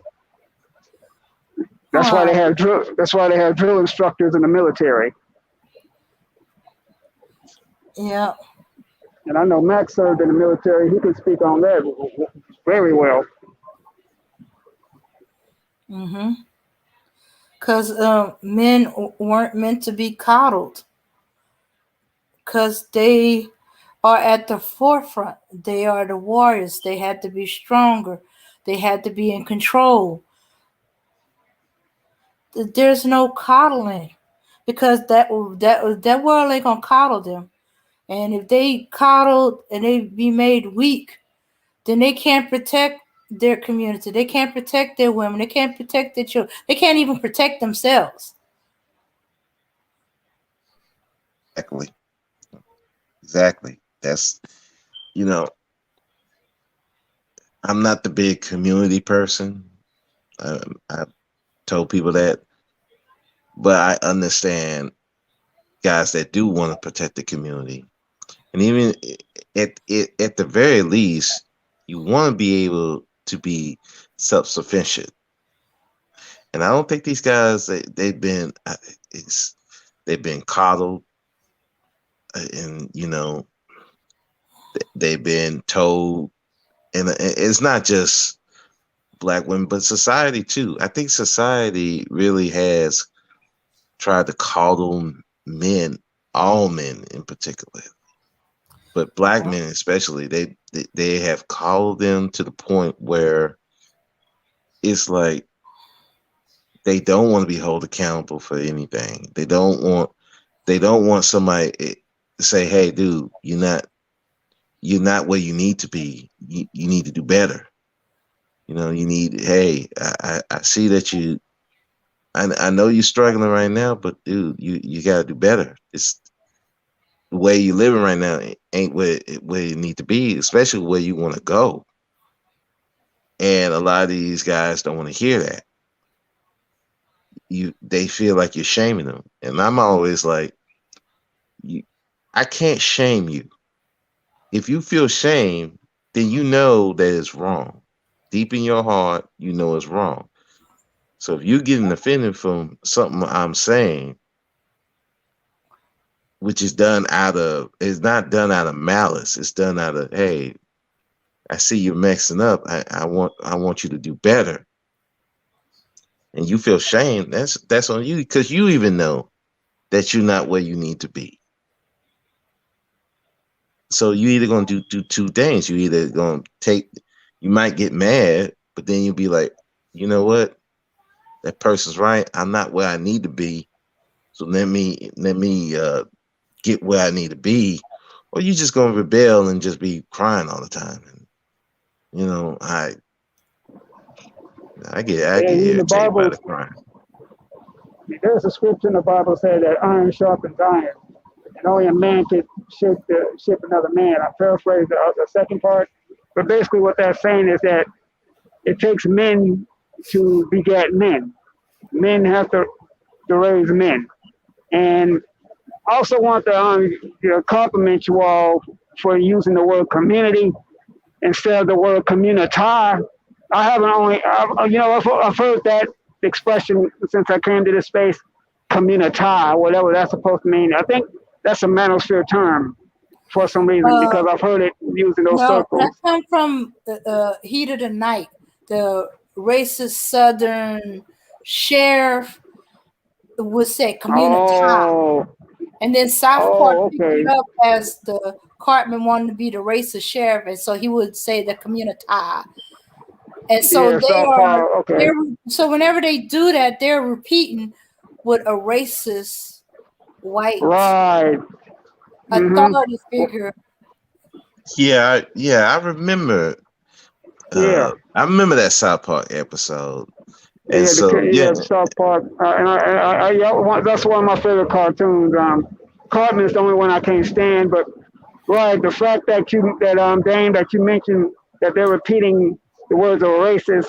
So basically, the fact that once again that they even named themselves the Negro Manosphere is that's self evident that they want to be like the white zaddies, as we say. well, yeah, Um, I just because say it's a further proof and nail in the coffin that they are the new faces of white supremacy.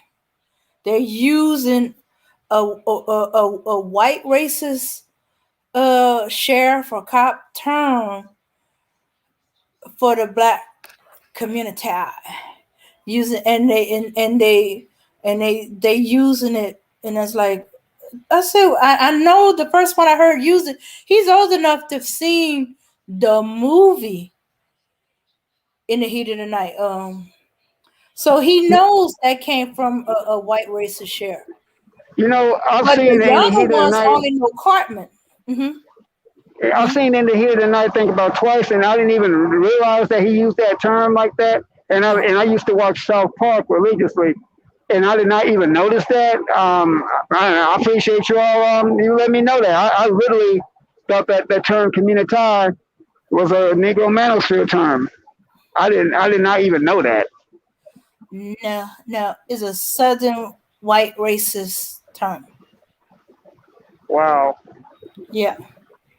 When It's like, I mean, yeah, what when makes he you hate your? oh go ahead. Uh, I was gonna say, what makes I want to ask these guys, what makes you hate yourself so much and so bad that you literally want to parrot the talking points of, even though these were fictional characters, but they embody white racism? I mean, I've said this before that not all white supremacists are actual white people. I've said that before. mm, Yeah. yeah, well, and to be honest, I don't think they know. I just think that, well, maybe the older black man probably know, Hmm. but I think the other guys, they don't even know where that term came from. I They think just know they just Cartman. They just know the yeah cartoon.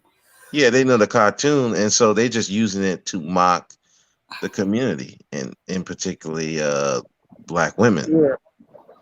I think the first person I actually heard use that word, I think it was either Game Changer or Santos Clutch. One of Yeah, those two. I think I've heard one of them use the term first. yeah, I heard it from Santos Clutch. That's where I heard it from.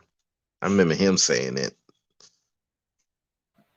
Yeah, well, I think he's imitating his father, but I don't know those two people. Well, one of them I don't know. So I don't know if he's copying the older gentleman that I'm talking about. Oh, I say gentleman. He's not a gentleman, but the older person that I first heard use it. And there's a lot of his what they call the children, those that come underneath him and they follow him and all that stuff. I know a bunch of them were using it. And I was like, do they actually know? where that originate? Are they just thinking it's just Cartman and it's a harmless cartoon and harmless adult cartoon, and ignoring the fact that the character in the cartoon that is in it, he's racist. He races up. He's racist. He stereotypes on everybody, especially of other groups. Then he's always talking about, screw you guys, I'm going home. Like when he can't have his way. Hmm. Hmm. Pretty Hmm. much like in reality, when they can't have their way, they want to pick up their ball and go home because they can't have their way. In spite of the fact that they live in a society that they completely design and develop for themselves to continue to promote and instill their white supremacy. Hmm. Yeah, yeah. So yeah, because when I first heard this person, I said, "Wait a minute." And what reference point is he using it? I said he had to know about that movie because he's older than me, and I know about it. In fact, they made a television series based on that movie. Yeah, because I remember it. I don't remember looking at the movie, but I remember looking at the TV show. Uh-huh. But Yeah. man, Well, it's not going to be in the in the TV because, of course, no. uh, uh, because that particular character supposedly ain't racist, or he didn't use that term. But in the movie itself, oh yes, that sheriff used. Well, is it? Yeah, the sheriff or one of the officers used that term. Um, Community. It's been a while since I saw the movie with Sidney Poitier. Yeah, I'm gonna always say the Sidney Poitier version is was going to always obviously be the actual real version. I mean, I've only seen the series a few times, and the series lead, the black lead, Harold Rollins, he had a tragic life anyway, because he turned out to be on drugs, and his life spun out of control. He died tragically. Yeah, him and the Carol son of O'Connor. the Oh yeah, the son of yeah, Carol his O'Connor. son. Yeah, that's right. I Yeah, think his his son. son committed Same thing. suicide. Yeah. Yeah, I'm like, Yeah, he was wow. on drugs too, and he committed suicide. Yeah. Yeah. Yeah. So it's like the Bible. If you stand by the river long enough, you see the body of your enemy float by. Or was that biblical? I might be thinking of something else. Mhm. Okay. But yeah. So yeah, they copied everything white, including uh the white supremacist talking points. Yep. Yeah. And basically, yeah, I watched South Park. I look at South Park. If you look behind the scenes, it's really based. They do the show based off of actual political issues that we deal with. Pretty much, basically like a white version of the Boondocks, which I also watched that also. If you read between the lines and look past the fact that it's an animated cartoon, you will realize that this is not for children anyway. This is done in a way in a platform that children watch, but it's not for children. Oh yeah. This, The people that made it, they cover their behinds. They put notifications before the show that this is not meant for children. But of course, the white people weren't paying attention to that until one day they happened to watch the cartoon with their child, and they're like, "What the hell?" yeah, and I admit, like I said before, I'm a fan of South Park. I mean, I like The Simpsons. One show I didn't like particularly was Family Guy, but I liked South Park, and I also like Beavis and Butthead too. That show had a meaning also. I mean, this is probably the first time you actually heard me say that, but yes, I do like these shows. Mm. Well, I Yeah. just thought Beavis and Butthead was idiotic.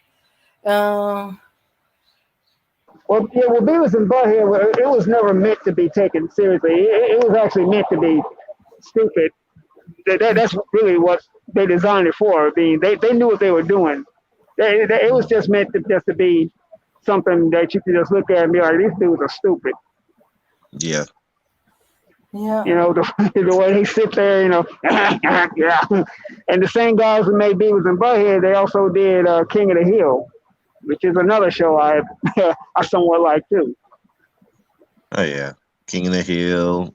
I Yep. remember King of the Hill, Family Guy. I used to I watch can't Family. stand. I hate Family Guy. Well, at least I can't stand Stewie. I Still, just oh can't.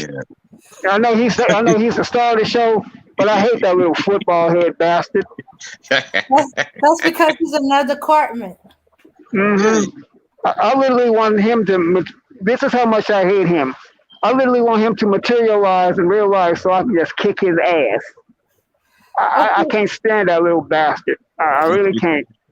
I got love for Brian the dog, but I can't stand Stewie. That little, I will literally line him up with Cartman and Uncle Ruckus, literally line them up against the wall and shoot them. That's, I know y'all probably wondering, man, Aaron, calm down. These are cartoon characters, but that's how much I feel about them. I mean, Okay. but that was the point.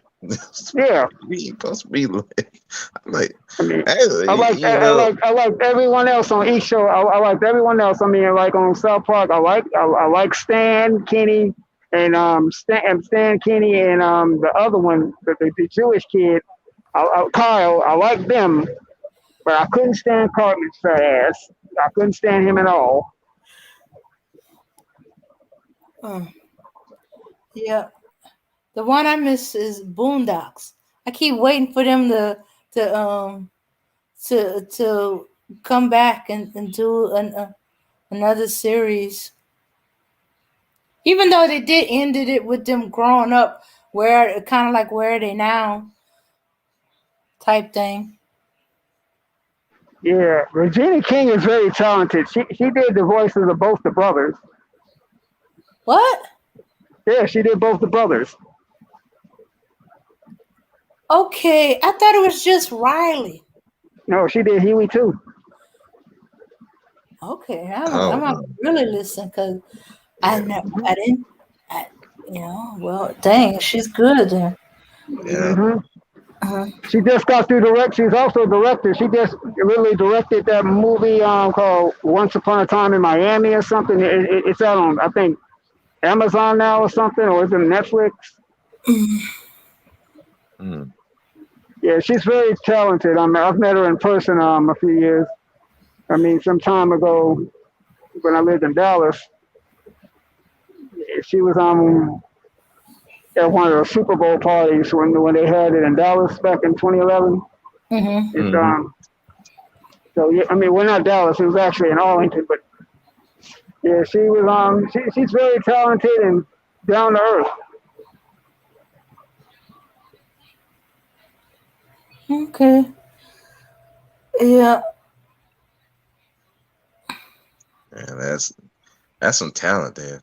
but you do know that Uncle Ruckus and grandfather and the grandfather were the flip side of the same coin, right? Oh yeah, Yeah, definitely. I always thought that Ruckus and Huey were the flip side. And Grandpa, he was just the go along to get along type. But Ruckus was the self-hating coon, and Huey was the militant black man. I always thought they were the flip side of each other.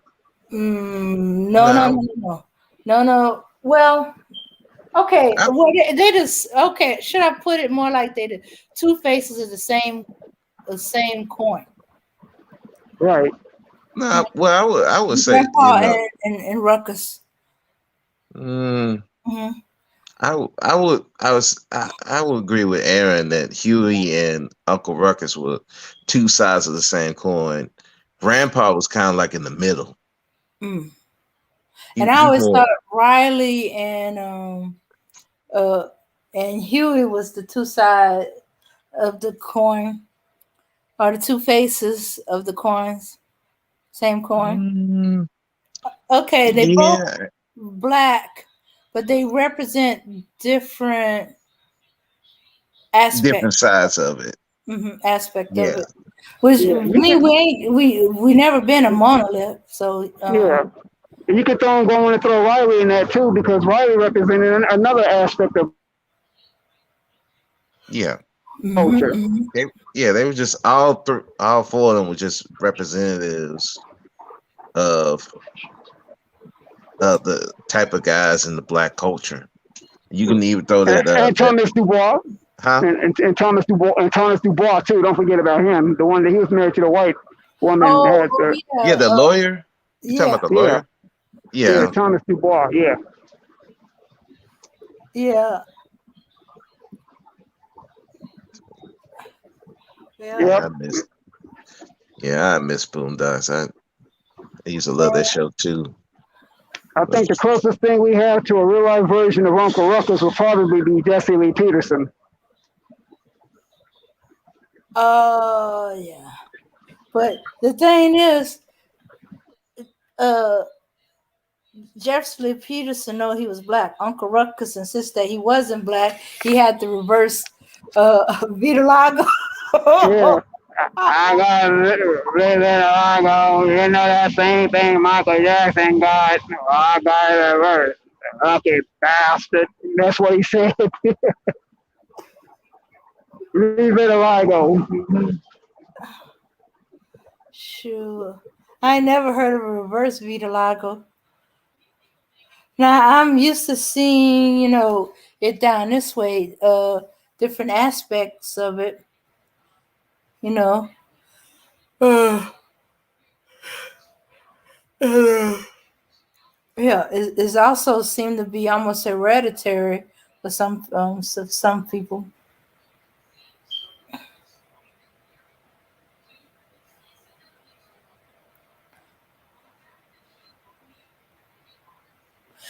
Mm-mm-mm. Boondocks was my favorite. Loved that show. Wouldn't be the same without Tim Witherspoon. Oh yeah, yeah. Him playing Grandpa. Yeah. Yeah, I agree. Yeah. John Witherspoon now. John Witherspoon, even though he pretty much played the same type of character in everything he's ever done, he was still America's grandpa, so to speak. I mean, he was just that guy. Mhm. Mhm. Now he was one guy that I didn't mind kind of being stereotyped a little bit because he just had that about him. And Mhm. I mean, he's the only guy I know of that made the word bang a household term.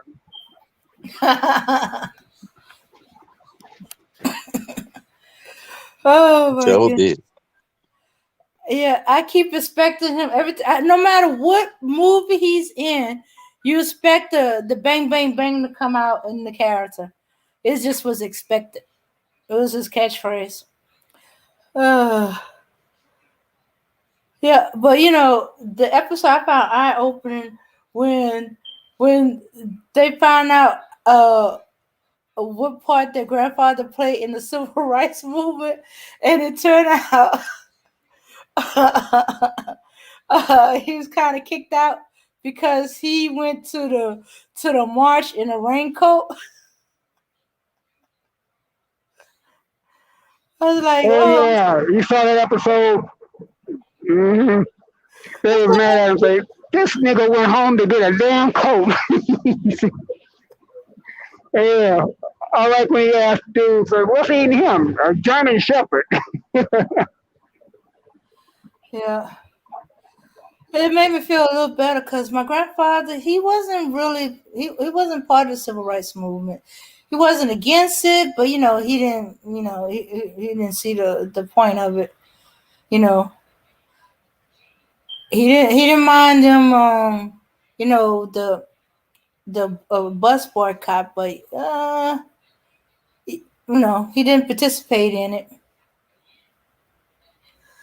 And I was like, what? And I was like, okay, well, I except think he was mad. I think he was mad because they gave the credit to Rosa Parks. I think he wanted the credit for that. Isn't that the same episode? He wanted the credit because she got tired and didn't get off, and they didn't give him the same kind of respect. Oh yeah. He got beat up because she wasn't the only one that was on the bus. It was Right. it was it was him and another dude that was with Rosa Parks. They decided they're not moving from their seats, but they totally ignored him and just fixated on Rosa Parks. Yeah, all the white cops told him to do was, "You have a good day." He was like, "What? Have a good day? Take me to jail or something." He was like, I think that was the same episode where him and Dr. King were supposed to have been friends, and Dr. King was saying, "Let it go, Robert, let it go." Matter of fact, that's the same episode where, in real life, I think Al Sharpton and a few other civil rights people got mad at Aaron Magruder because of that, the way he portrayed Dr. King. But Aaron Magruder, he didn't care. He basically did a reimagining of what would happen if Dr. King was in a coma for all that time and came out of his coma and came back and saw the world that we live in today. And I think that's important. I even like how when they had the event, how he snapped on everybody. He's like, "Will you ignorant niggas please shut the hell up?" And he just went off. He talked about how this is what I died for. This is what I got my ass kicked for, just so y'all can do all this. And if you really pay attention to it, I'm like, yeah, that's literally what black culture has been relegated to today. Parties and buck dancing. Yeah. Yeah. I mean, if you really think about it, you can see why he would say that. So I mean, it's like, I don't know why they got mad. I'm like, hey, I guess that they were taking shots at y'all. But I think the history portrayal of Martin Luther King as soft spoken, peaceful, completely peaceful, passively peaceful man is incorrect.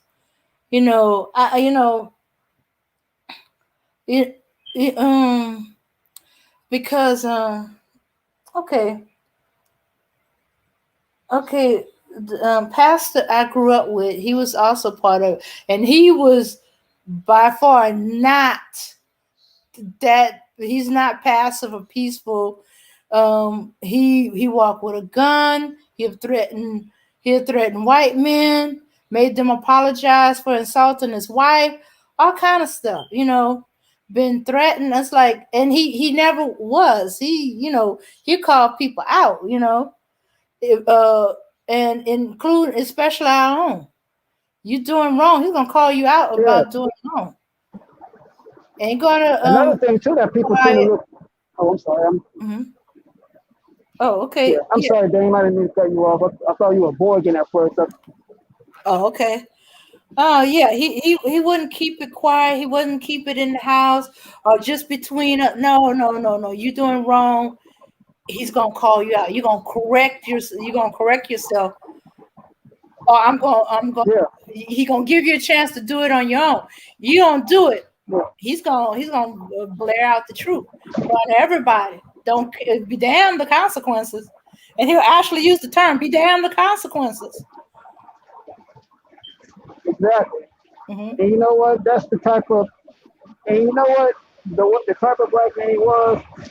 That's what he was. Matter of fact, a lot of people think that because here's another myth I'm gonna clear up. A lot of people think that Malcolm X and Dr. King hated each other. No, they were actually the best of friends. They weren't the best of friends, but they were friends. They with respect each other. They respected each other. They had different philosophies. They had different ways of doing things, but that's okay though, because we need that type of balance in our community. But at the end of the day though, they respected each other, like you said, Dane. And see, that's the one thing people don't get. That Malcolm and Martin were at each other's throats and stuff. I mean, that's another thing too about our culture. We always pitting people against each other. We always got people beefing with each other. Why do we like this beef culture so much? I mean, how come we don't ever talk about people coming together? Mhm. And as far as him being that was the type of a loud black man he was. See, they didn't like a loud black man back then, a man with bass in his voice. They always wanted those little soft, buck dancing, shucking and jiving, laughing Negroes. Why do you think today that we have more black sitcoms on TV than black dramas? If you know what a sitcom is, it's short for situation comedy. The key word being comedy. They love seeing the funny Negro.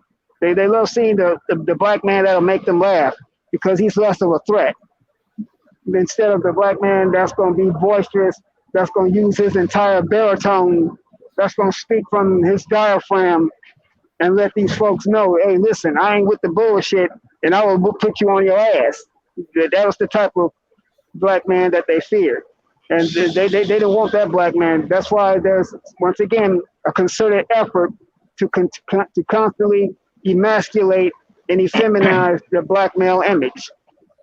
And you have to also say, what are black men doing about that, though? Okay, I was having a discussion in the back chat with one of the E Nation sisters, Bella B, and we got into a similar discussion. And my retort was, when are we going to start to reverse the damage? Now, we all know what the damage is, right? We have a bunch of pseudo scholars online telling us every way but Sunday what happened to us.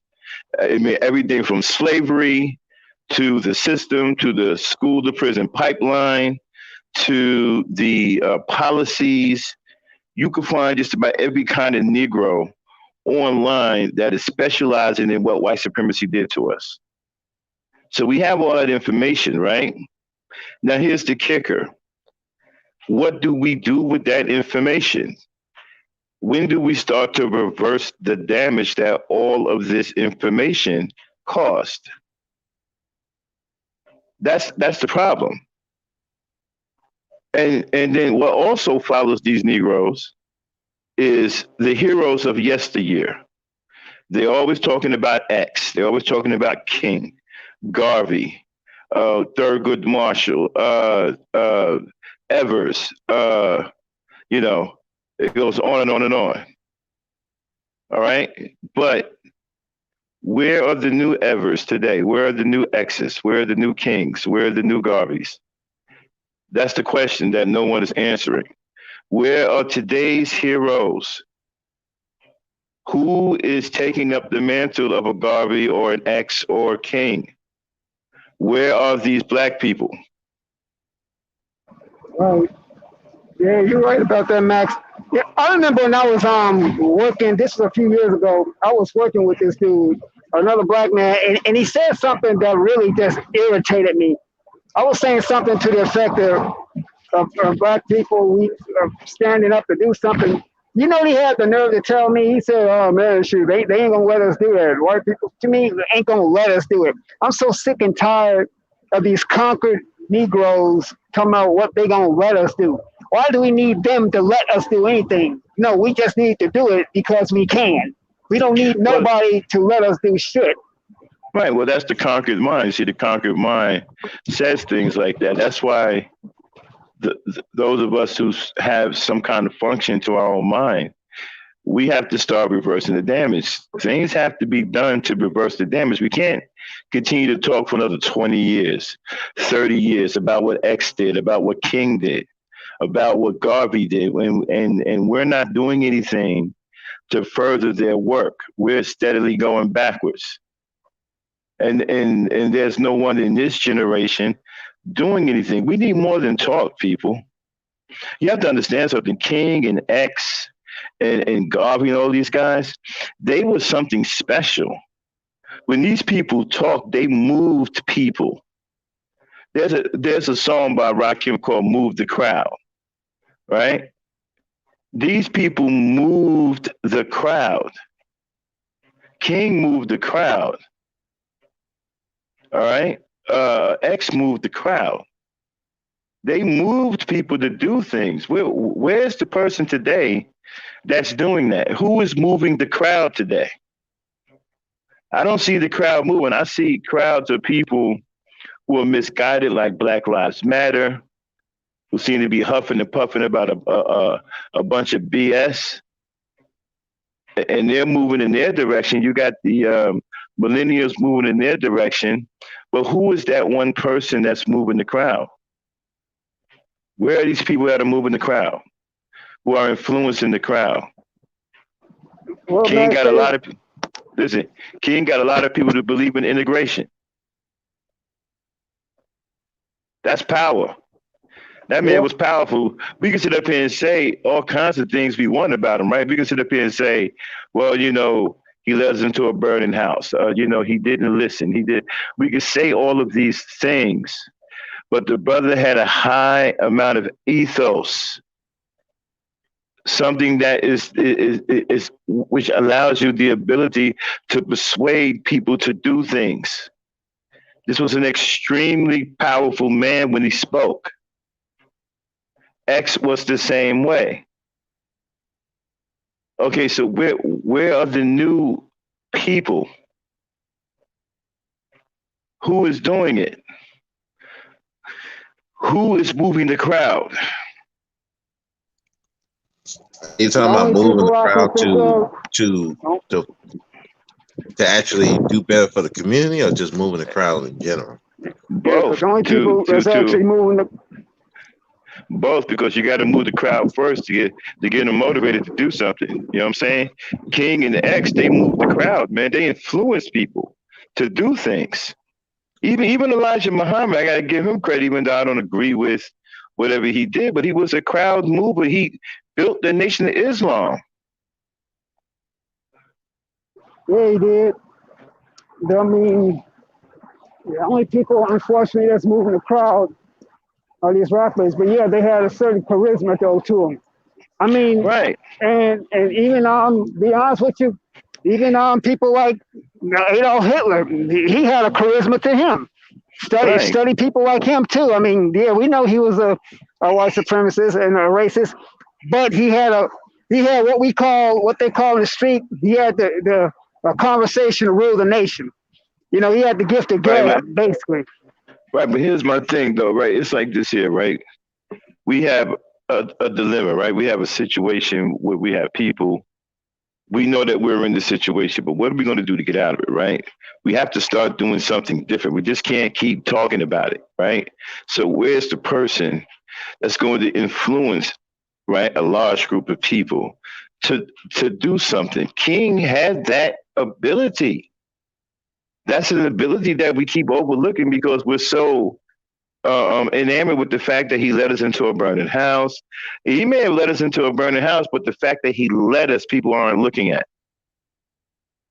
The man had the ability to persuade people.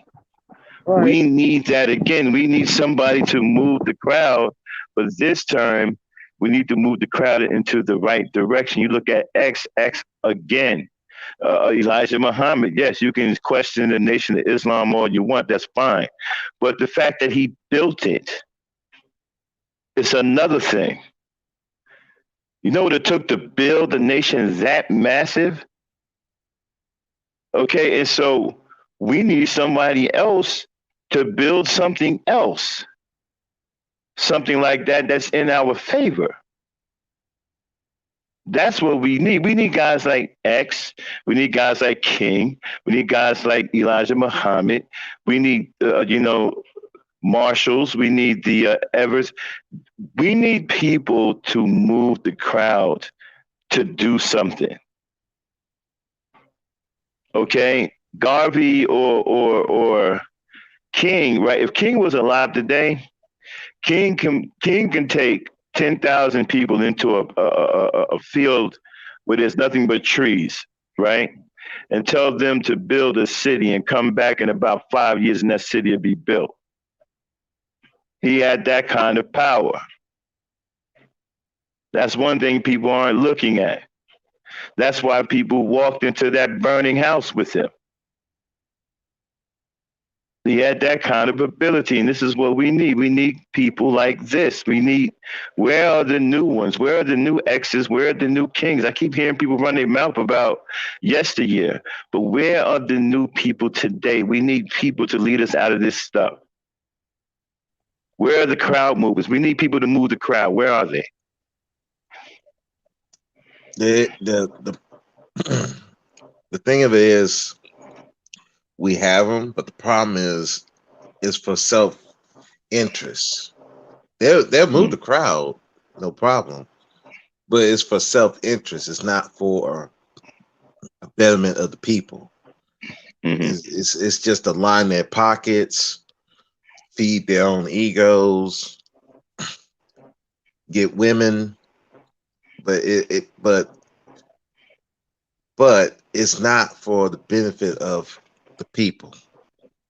Now, I also say I think there's some, but the other issue that comes with that is that we got a lot of people who will turn against them just because, and so it's twofold. You got people that can move the crowd, but they're moving them for their own self-interest, and even the ones that want to move the crowd for the community, there's going to be a lot of heavy opposition against them, and it's going to come, and it's not even going to come from white society. It's going to come from his own people. You know what, bro? Speak. You just gave me an idea. That's a powerful topic. Since you gave me the idea, you can share some of it on your podcast if you want. Let's do a show called "Who Can Move the Crowd." And talk about the heroes, the authentic crowd movers of yesteryear and what they did, versus who we have today that can move the crowd. Because this is important. We don't, like you said, we got some that may be able to move the crowd, but it's for the wrong reasons.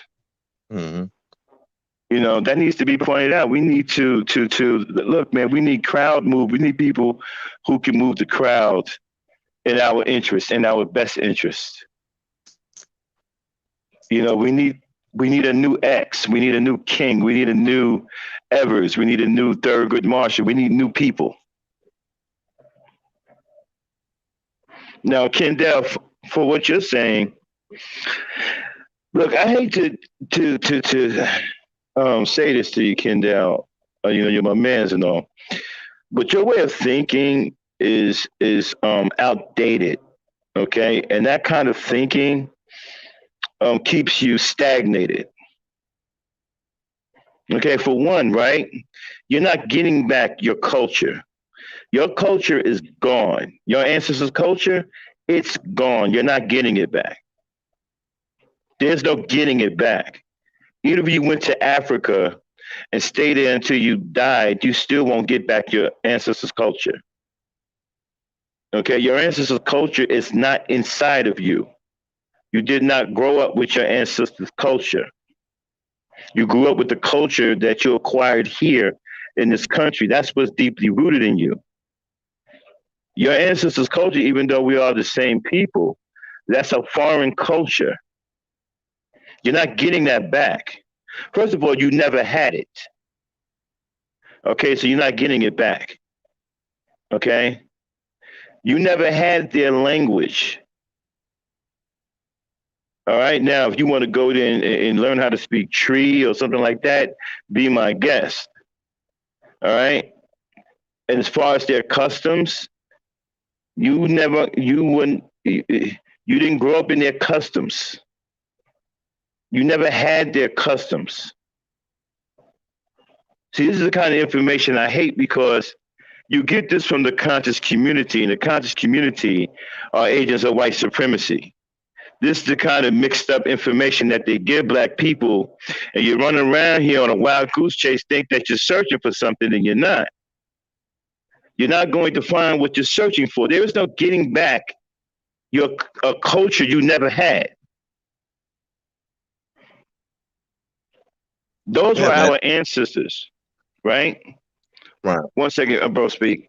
Those were our ancestors. Yes, that was their culture. We did not grow up in their culture. We do not understand their customs, nor did we grow up in their customs. They are not us, and we are not them. We are two completely different people now.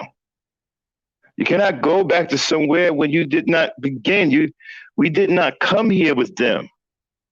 Yes, they generation after generation, we spawned off of their blood and DNA, and that may be the root of where our people come from, but that is not who we are. Those customs do not belong to us. They belong to our ancestors, and we do not understand them the way the mainland people over there do. Now you can go over there and try to beat on some drums, try to throw on some dashikis and all that. But like I said, you could probably spend a lifetime over there and you still won't truly understand those customs. And you truly won't understand that culture. Yeah, It's speaking of the something. dashikis, I Hmm. wanted to say this too about the dashiki. Just so you know, the dashiki was made in Hong Kong or Taiwan. Exactly. Yeah. So You a know, Chinaman basically sold you your blackness. yeah, culture is something you have to be born into, bro. It's something that grows inside you from a certain way of life. We don't live in Africa. We didn't grow up in Africa, you know, and you brothers need to understand that, okay, and let that misguided information go. You did not grow up in Africa. There is no getting back that custom. There is Exactly. no getting back that culture. That is not your culture. It's not in you. Right. The Yeah, best you can do, the best you can do is go over there and learn some things you ain't never seen before. That's the best you Yeah. can do. But you'll never be that culture. It's not in you. It has to be ingrained, and you have to be born into that from a child and live a certain way growing up in order to right or adopt that culture. That is Exactly. not who you are. I mean, people talking about like Stevie Wonder is supposedly moving back to Ghana or moving to Ghana. I'm like, okay, well, that's fine and dandy. I wish him all the best. But I agree with what you said, Max. I mean, we didn't grow up in that. I mean, yeah, I realize No, it's the motherland, it's our ancestral homeland, and I wouldn't mind visiting there, but my roots is here in the United States. As much shit right. as people talk about as much shit as I hear these black people talking about the United States of America, you know damn well there's no really where else nowhere you could go but here. And besides, our Hmm. ancestors built this. And as many Yeah. problems as America may have, I'm gonna be honest with you, America is still a lot freer than some of these other places. I mean, yeah, I know we deal with the stuff that we deal with here, but I would much rather live here than some of these other places. And That's for damn and sure. and here's another thing I got a problem with the conscious community, the way they miseducate brothers, right? You keep talking about our language, right? What's wrong with the language we speak now? Why can't we do anything with the language we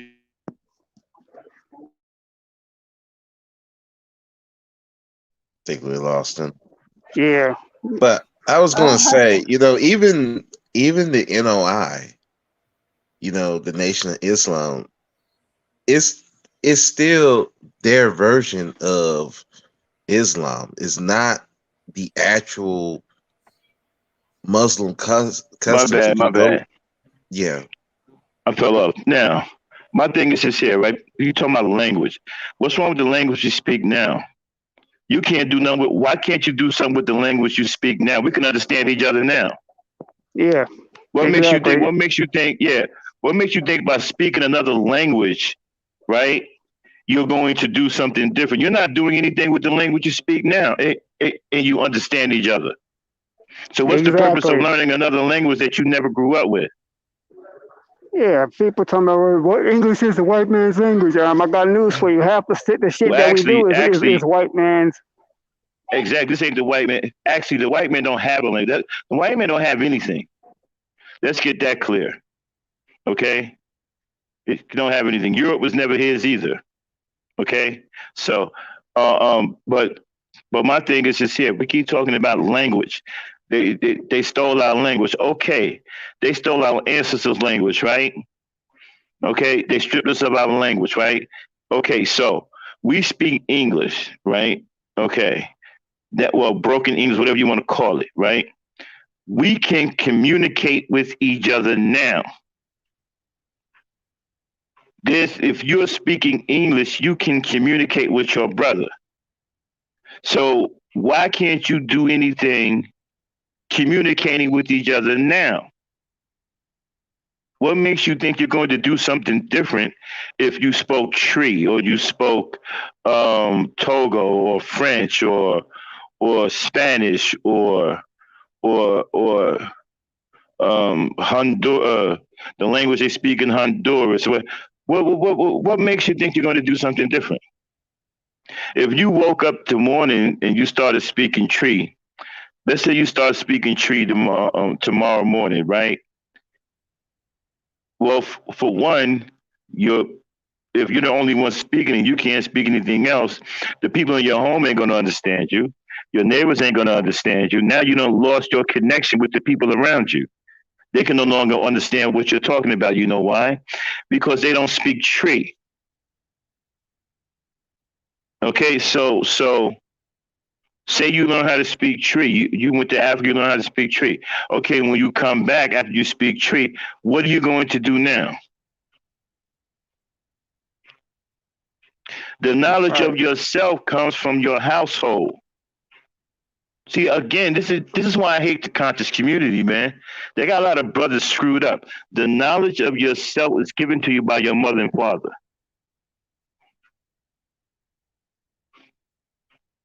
What was revealed 100,000 years ago is the knowledge of your ancestors and who they were.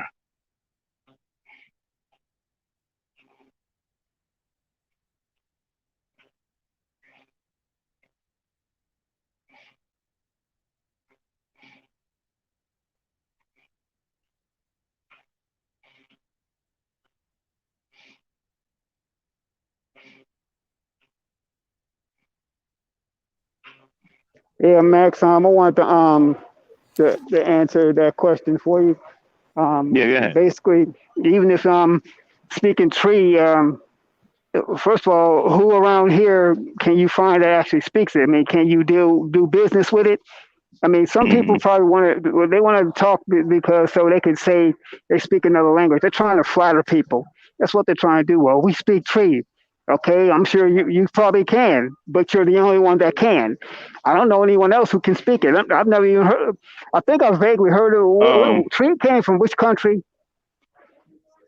That's Ghana. Hold on a second. Hey, Kendall, I got some news for you, man. I hate to break this to you, but the Honorable Elijah Muhammad didn't reveal no knowledge of self, okay? He may have said something about our ancestors, but what he revealed was the knowledge of religion. Islam is a religion, okay? That's what he revealed. With the so-called Master Farad Muhammad, who brought them Islam. Yeah, and W.D. Farrar, by the way, was a white man actually. Exactly. Yeah. And then first of all, Islam isn't the knowledge of self. That's not the knowledge of your ancestors. Like I said, That's a control. Yeah, that's a control mechanism. That's a mental and emotional control mechanism. and like I was trying to say earlier, the NOI, they're not even practicing the actual Islam. Most of Nope. them kind of reject the NOI because of that. Hmm. Right. And they're It's not even doing it. Yeah, exactly. They ain't no real cats. Remember Charlie Hebdo? And y'all ever remember Charlie Hebdo and what happened over there? Where was Charlie Hebdo? Was it in Europe or was it in France? Did y'all hear about Charlie Hebdo? Uh-uh. no. No, I haven't. Hey, Dane, do me a favor. See if you can pull up an article on Charlie Hebdo. Okay, Okay. when the Muslims went in there and blew all them white boys away because they was talking about Allah. They're talking about Allah. See, those the real dudes right there. You don't see no brothers from the Nation of Islam running to do something with somebody say something crazy about Allah. Mm-mm. No, they Look, I don't want to get back Pause. and forth with you about Farad Muhammad. Obviously, you don't know the truth about Farad Muhammad, who came out of the so-called Middle East. And the time he came out of the so-called Middle East, there was a lot of light-skinned folks over there. I don't know for sure if he was white, but there's a lot of fair-skinned folks coming out of the Middle East at that time he came out of. But but that's not knowledge itself, my brother. No, and you know, and And you see people, you see this the people, conscious community. Uh-huh. and you see people trying, even in some of the names that some of the women give their children. We used, even I used to thought that they was silly, Watch it, watch this, but watch this, watch this. Hold on one second. Watch me screw him up with his conscious knowledge. Hey, Kendall, let me ask you a question. What sex is the Sphinx? Is it a male or a female?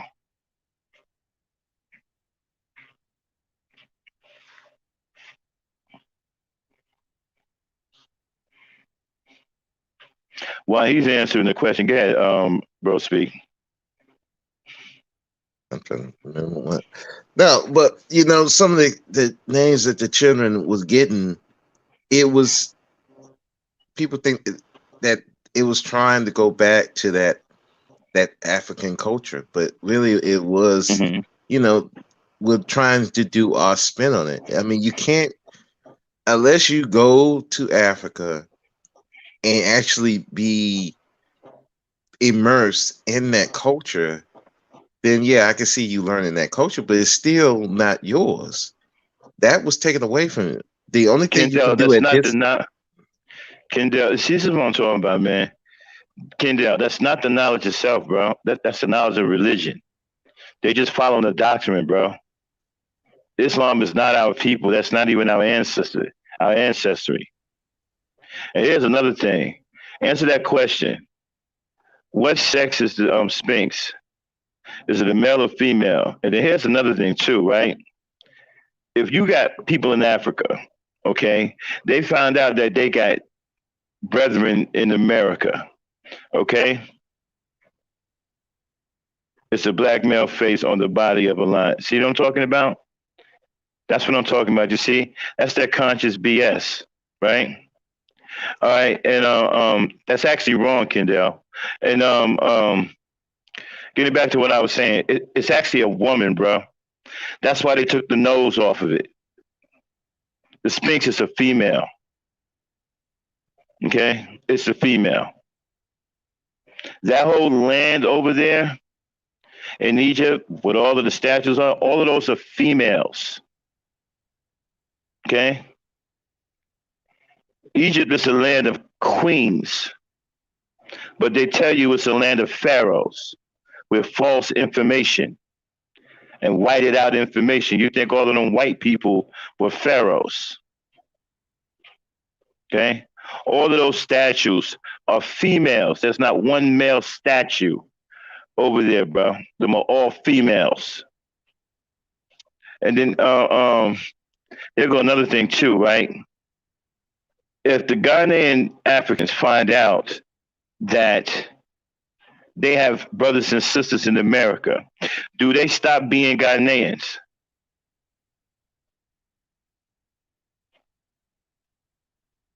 See, this is how you destroy this conscious BS with simplicity, right? Do they stop being Ghanaian people because they found out about you in America? Do they stop what they're doing and go seek you out, talking about they're looking for knowledge of self?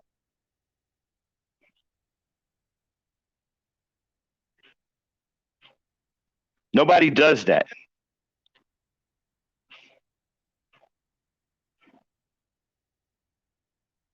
If you got family in Canada and they find out that they got family in America, they don't stop being Canadian.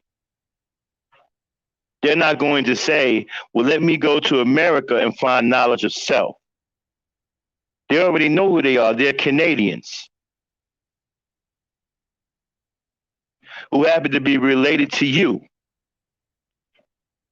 See, The conscious community is a buffer for white supremacy. What they do is they keep black men distracted with a bunch of psychological BS that sounds just good enough to hold your attention and have you wandering around in a circle thinking that you're gaining some great knowledge, right? And when you look about this circle that you're running around in, you notice one thing: you aren't producing anything. The greatest weapon against you is to keep you non-productive. You can be all intellectual all you want. They want you to be intellectual. They want you to be hotep. They want you to run around here looking confused with Indian head wraps, wearing hijabs and all kinds of costumes and wearing unks. Oh, they love it when they see you like that, because when you show them that you're doing that, you show them that you are completely confused and have no interest in producing. That's why they feed you all that nonsense. Broken history, broken this, broken that. Yeah, go ahead. Another thing too, when you wear all that stuff, basically you're showing your location. Really, when you put all that stuff on, you're basically identifying where you are, so they can easily identify you. That's Exactly. that's what they're doing. Oh, there he is, sitting right there in the very front to the right. That's where we're gonna get him. See, they got Actually, it's all symbolic. It's all symbiology that they want to mhm, confuse us to say that this is blackness. And like I said earlier, remember when I said the so-called dashiki that you're wearing? A Chinese mhm. person sold you your dashiki because the material was made in Taiwan. If you look closely at the tag, it says either made in Taiwan or made in Hong Kong. So, And you know what, yo, and here's another thing too, Collins. Remember in the movie Malcolm X when Red Malcolm X, before he became Malcolm X, had them crazy looking clothes on, the hat, with the big feather on it, his old loud colors and shit, walking yeah. around, had that, putting that lie in his hair, looking like a Hmm. clown with all that mess. Yep. Actually, you can't. The conscious community is the new version of that. Yep. It Okay. sure is. You know what? You're Yeah. absolutely right. Uh huh. They're the Uh, new version of the cats walking around with the big stupid hats with the feathers and the loud colors with a crazy ass walk. well, Getting you it, know what? getting That's what the rappers are doing today. it. That's what the rappers are doing that today with the gold grills, and they got all the big rims on their cars. Now, don't get me Yeah. wrong. I like old school cars. Now I like to fix one up. I mean, being living here in LA, I mean, I've gotten a little bit into the lowrider no, culture. I like that, but no, no, when no, they no. talk about Hold on one second, Aaron. No, I can't do. You're non-productive because you refuse to accept that you already have knowledge yourself. Your knowledge itself comes from this country. Your knowledge itself was given to you by your mother and father. That's who you are. You're not an African. You was never born in Africa. You may be of African descent, but you're not an African. And so every time you go and pursue being an African or whatever, you're pursuing something that you're not. That's why you're non-productive. You won't accept who you are because you've been told by the conscious community that who you are is bad because of white supremacy. When nothing can be further from the truth. That's absolutely ridiculous. All that is told to you so you can be non-productive and go on a wild goose chase, chasing down something that you're not. You're not an African. You don't believe me? Go to Africa and ask the African people. Yeah, a See if lot they'll of, call you an yep, African. yeah, Matter of fact, we have our own Abby. Abby, are you there? Princess, are you there? Africa? Abby? Dame, is Abby up? She's there, but she's muted. Yeah, see if you can get a hold of her in the back chat. We're gonna let an African tell you straight from the you're gonna hear it straight from the horse's mouth. Okay? She's right there in Ghana right now. She can tell you what Africans think right now of the black Americans. They don't see you you're not an African, bro. yeah. yep. Even Lucy said it yesterday. They don't. You're not. You, you're You not. need to, right. You need to cut it out. I can understand you want to go to the motherland and see where your ancestors came from. Fine. But that is their history. That is not your history. That history belonged to our ancestors. Now, I understand it. It's a beautiful history. It's an illustrious history. It's a very informative history. It has all these ins and outs and all of the beginning of civilization. I get it. It's an unbelievable history, and it makes you jealous that it's not yours. But it isn't. Your history is in this country. I'll even go as far as to say this: the word Africa is actually named after a white man named Leo Africanus.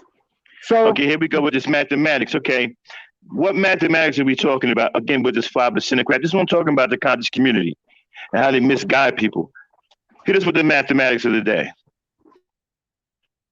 This is one of the most ridiculous things I've ever came across, and nobody can answer this question. At least nobody in the conscious community. Show me what mathematics that doesn't produce. Give me the mathematics that don't produce any answers. For some reason, the 5% mathematics don't produce any answers. How could it be mathematics if it doesn't produce an answer? Show me any equation, algorithm, any mathematic problem that doesn't produce an answer. I've never seen one in my whole life. But for some reason, the 5% nation mathematics doesn't produce answers. If it doesn't produce an answer, how can it be a mathematics?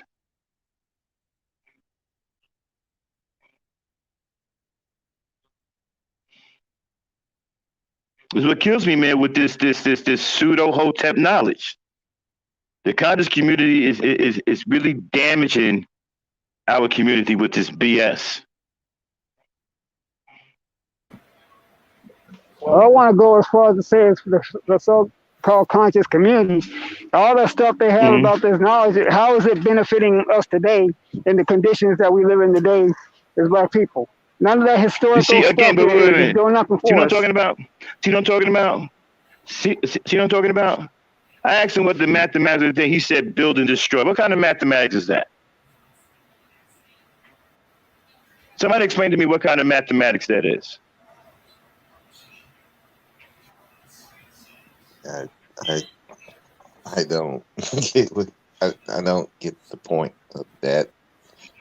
He don't get the point either, right? He's just regurgitating what he heard from the 5% from 5%ers. It's a bunch of BS. Okay, Kendall, let me ask you a real question about mathematics, right? Since you said build and destroy, what kind of mathematics go into building a table? Matter of fact, I'll make it easy for you. I'll make it some smaller.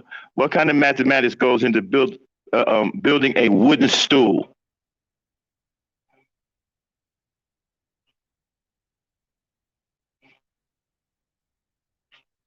When you get the answer to that, let me know. Okay? That's real mathematics for you. Okay? The math of today is build and destroy. Okay? I mean, we can really get into that, but I don't want to start nothing with you, man. You're my peoples, but you following the wrong people, bro. Especially if I wouldn't listen to nothing the 5% say, man. At all.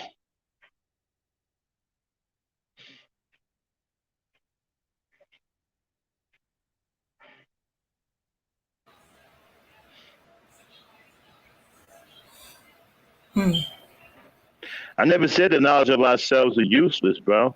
What I said is that you refuse to accept the knowledge of yourself that's been given to you by your parents because you're listening to crazy people who work for white supremacy in the conscious community. You're caught up in this symbolic crap. You're caught up in names, Hotep, Amun Ra, newborn cipher, 5% nation. You're caught up in that garbage. And all that does is distract you and keep you non-productive.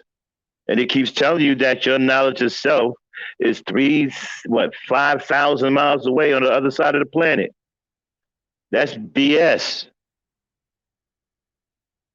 Knowledge of yourself comes out of your household. It's given to you. The first person to teach you about yourself is your mother. And then your father comes in, gives in more teachings and starts to balance things out. You get knowledge of self in your household.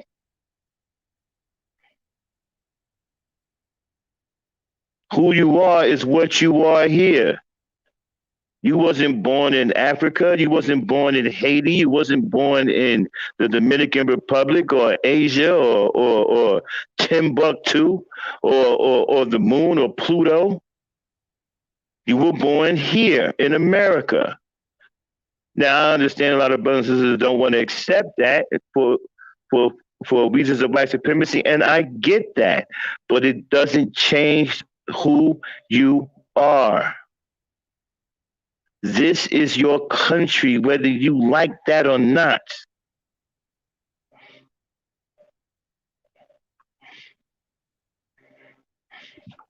I was talking about terminology, the way people use terminology, saying that we need to go back to Africa. To emphasize on the word back, in order to go back somewhere, that means you had to have been there before. And Exactly. I've never been there before. I'm sure it's a beautiful continent, and yes, I would love to visit the continent, like I said, and see my ancestral homeland. But I've never been there. I was born and raised on the south side of Chicago, Illinois, which is here in the good old US of A, and that's what I know.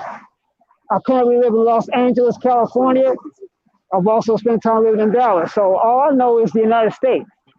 And people, and you know what? I've been guilty of calling it the United Snakes and talking about American stuff. But truth be told, like I said earlier, you know what? The United States is really not all that bad compared to other places. I Yeah, mean, no doubt. at least I know this. See, I know this, so I don't know what goes on in Ghana or Kenya. And by the way, a lot of those places they have colonized mindsets too. The Chinese Right. are the new colonizers Exactly. over there. They So just tried to bum. Right. They just tried to bum rush Ghana with homosexuality. mm-hmm. Get the Ghanaians is like, yo, back up. They shut that down, bro.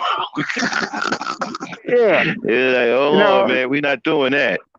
Yo, Now, as far as the United States is concerned, yeah, the United States does have all these issues, but at least I know this. I know these issues. I'm familiar with the issues here. So yeah. I'd rather stick I to what I mean, know. face it, bro. We are Black Americans.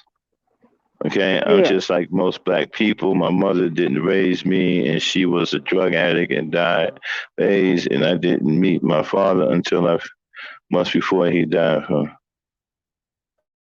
All right, okay, kiddo. We're not jumping on you or anything, brother. Don't take it, man, that we trying to single you out. We got much respect for you over here, man. If you over here in this channel, you got a risk for me. It means I respect you. All right, so we're not trying to jump on you. Nothing. I just try to point out, man. Just be careful with this conscious stuff, man. It's a bunch of BS, and this ridiculous 5% nation and all that. I mean that's ridiculous. The mathematics of the day is build and destroy. I mean, come on, bro. Seriously. I mean, if the so-called conscious community wanted to do something to help us, but they would be on this platform right now, helping us deal with these Can't, queers and the sissy bins and stuff like that, and attacking black women. If they so much for the black oh, community. oh, I see what he's saying. He's saying that the people that grew up like him that didn't have McKay, he lost his mother. He didn't meet his father but a month, so he don't really have knowledge of self coming out of the house. So that's what he's talking about. Well, why didn't you say that, man? You had me going on some other stuff about. I thought you was talking about some other stuff. Well, how do you gain knowledge of self out of the household? Oh man, that's a good one. Mm. I'm gonna have to consult with somebody who's wiser than me on that one, Yeah, and I'm gonna that's get back to you. Yeah, because if you don't have it coming out of the household, and you don't got some age on you, like I don't know, I got to talk to some elders about that who are wiser than me. So I'm gonna get back to you on that one, Kendall. One thing I'm not afraid to admit, man, I don't know everything. So that one's beyond my scope of knowledge. So, but I got some elders, man, who can probably answer that. So I'm gonna confer with them, and I'm gonna get back to you. I promise you. You know, it's time for me to go up that wide street to the elders and sit down, you know, in front of them and get taught.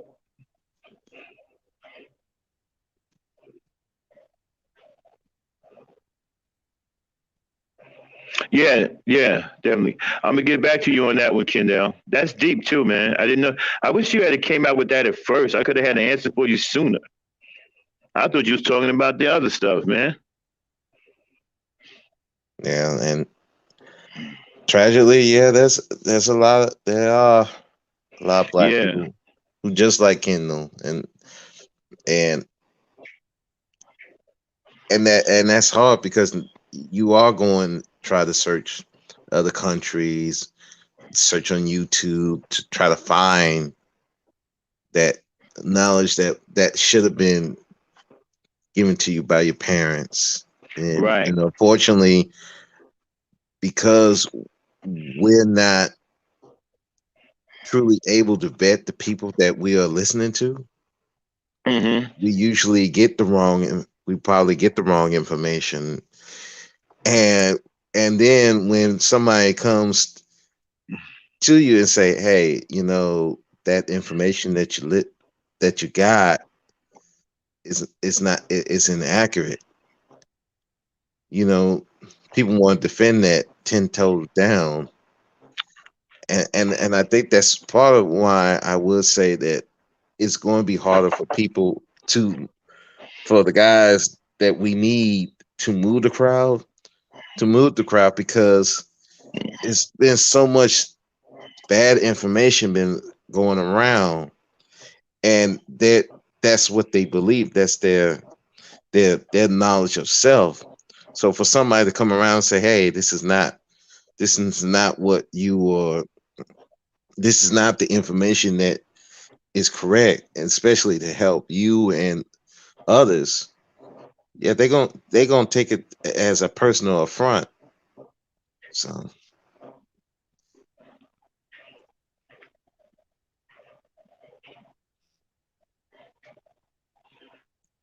Yeah, yeah, that's deep. Yeah, Kendall. So yeah, I'm gonna get with some elders who are much wiser than me, who are still teaching me. Even at 53, I'm still learning, and you know, I'm proud of that. You know, I'm blessed to have elders who can still teach me too. You know, so I'm going to confer with them about this. I'm pretty sure they'll have an answer, and I will definitely get back to you. yeah, I think Emmanuel said it best. Kendall, you might have to go seek out your mother and father's like family Yeah. members. You might have to go back because, yeah, if we had the black community that we used to have, if your father didn't know nothing, your mother didn't know nothing, you can go to your grandmother, uncle, aunt, go to them. But now it's like you can't even go to them because your grandmother now your grandmother is now in her like almost in her late How 30s. how old is he, Kendall? If you don't mind, man, how old are you, man? If you don't mind, I don't have no problem telling my age. I'm 53. I'm an old man, so. And I'm about to be 54 by the grace of God, on the grace of the Creator. Birthday coming up on the 20th, y'all. I'm gonna be drinking some goose. Happy upcoming birthday, Max. You're gonna be 21, ain't you? Yeah, man. Yep, 21. Yep. Be drinking that Grey Goose at 21. I'm a goose man. Yo, what y'all drink? Oh man, I drink that hard stuff, that Dr. Pepper, and that Mountain Dew. Oh, okay. All right. Okay, Okay. Aaron drinking. Okay, Aaron drinking Molotov cocktails. Bro, speak. What you drink? Oh shoot, I'm not a big drinker, but Okay. it really depends on what's there. It's usually You if I drink, I usually at a party and you whatever do they know I got. was being sarcastic, right? I do I drink know. pop. I do We drink pop we too enough. figured we Uh, figured that. I try to drink water also, but I'm gonna be honest with you. I drink soda. I do. that's a good gonna kill you right there. Yeah. I'd rather drink liquor. You know what I mean? You'd be better off drinking liquor, bro. You know, I don't like the be taste of better Okay. alcohol. drink Um. some old o- granddad. Okay. Hey Excuse me. guys, I don't mean to interrupt, but Kendall was saying about appreciate the fam, but information about ourselves that's hidden. You don't need to go to Africa. You need to start with your immediate family, your mother and your father. You know, did they have parents? Is their parents still alive? Do they have Yeah, that's why I asked how old siblings he is. still I'm trying alive? to figure out how old Kendall is.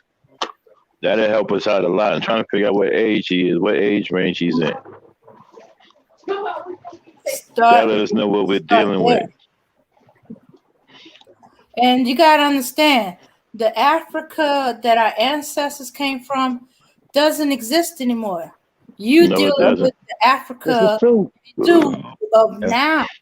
This The is true. Africa that dealt with colonization, the Africa Exactly. that dealt with whole tribes of people being removed, the Yep. Africa Mhm. that's getting its resource stolen, the Yeah. Africa that has corrupt politics. And and We're and dealing with in basically. Africa, in We're Africa basically that dealing no with. longer has Gaddafi or Idi Amin or you know what I mean? We're basically dealing with a gentrified Africa. That's literally what we're Yeah, dealing with today. Right. And the new colonizers are Chinese. and Right. that's another thing, man. That's what makes what the conscious community is talking about. It makes it just absolutely ridiculous, man. hmm You It's know, like basically when you say that we leaving America and going back to Africa, literally we're leaving one set of colonizers and going right into the arms of another one. Just so you know. Yeah. Yeah, if you just want to go to find out the history of your ancestors, that's fine. But don't go there expecting yourself. Don't go there expecting to be African or treated like other Africans, because Yeah, you didn't grow up in no, their. he's not talking about. He's not talking about Africa, Dame. He's Oh, you're talking not about talking over about that. here. Oh, No, okay. no. Mhm. Kendra, how old are you, bro? Oh, okay. If you don't mind us knowing, Sorry about that, Kendall. we like to know how old you are. they want to go there expecting the red carpet to be rolled out for them. I'm back. They're gonna look at you like, yeah, okay. Especially if you go to Shit, somewhere like. we had Lucy on here last night, and she was breaking it down about. She's in Africa right now. She's in Ghana. You're 45. Oh, But that sound okay. about right, considering what he said about his parents. That would be Oh, right about Yeah. that time. well, okay. That's all right. Okay. Hmm. You know what? There's nothing wrong with imagining. I mean, sometimes I would love to imagine what if we did have a real life Wakanda community. Yeah, I think you I do like to have to. imagine that.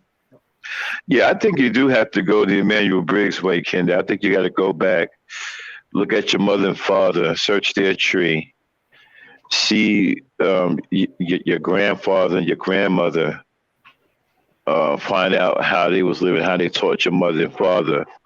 Yeah, I think you got to go back to your mother and father's tree, especially your grandmother and grandfather, and maybe go back another generation, go back to your great grandfather and your great grandmother, and start from there, and then work your way all the way back up.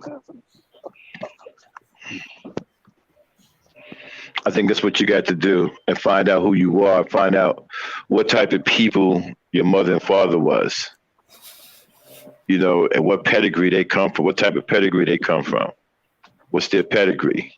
Um, Find out what type of man your father was. You can find that out while finding out what type of man your grandfather was. You know, Mhm. yeah. Or what they were before the addiction got them.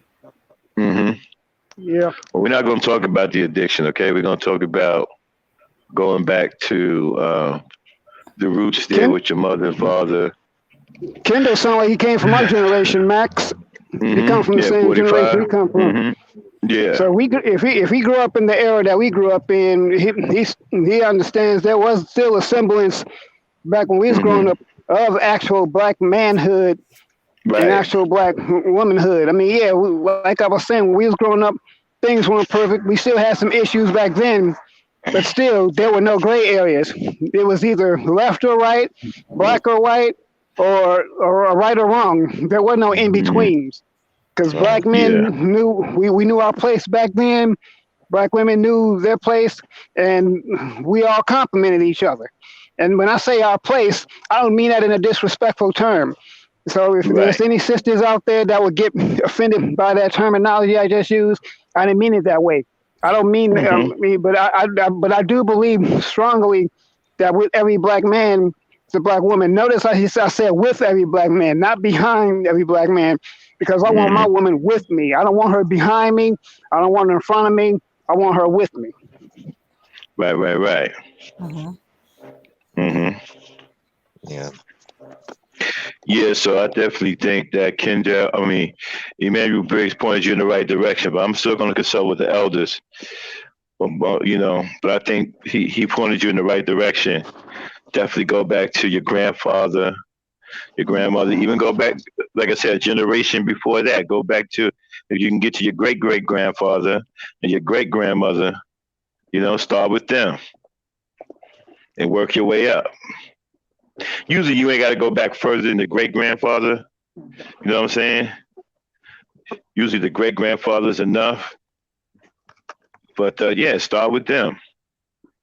Start with the great grandfather, great grandmother, and work your way up. And that pretty much tell you what type of parents you had.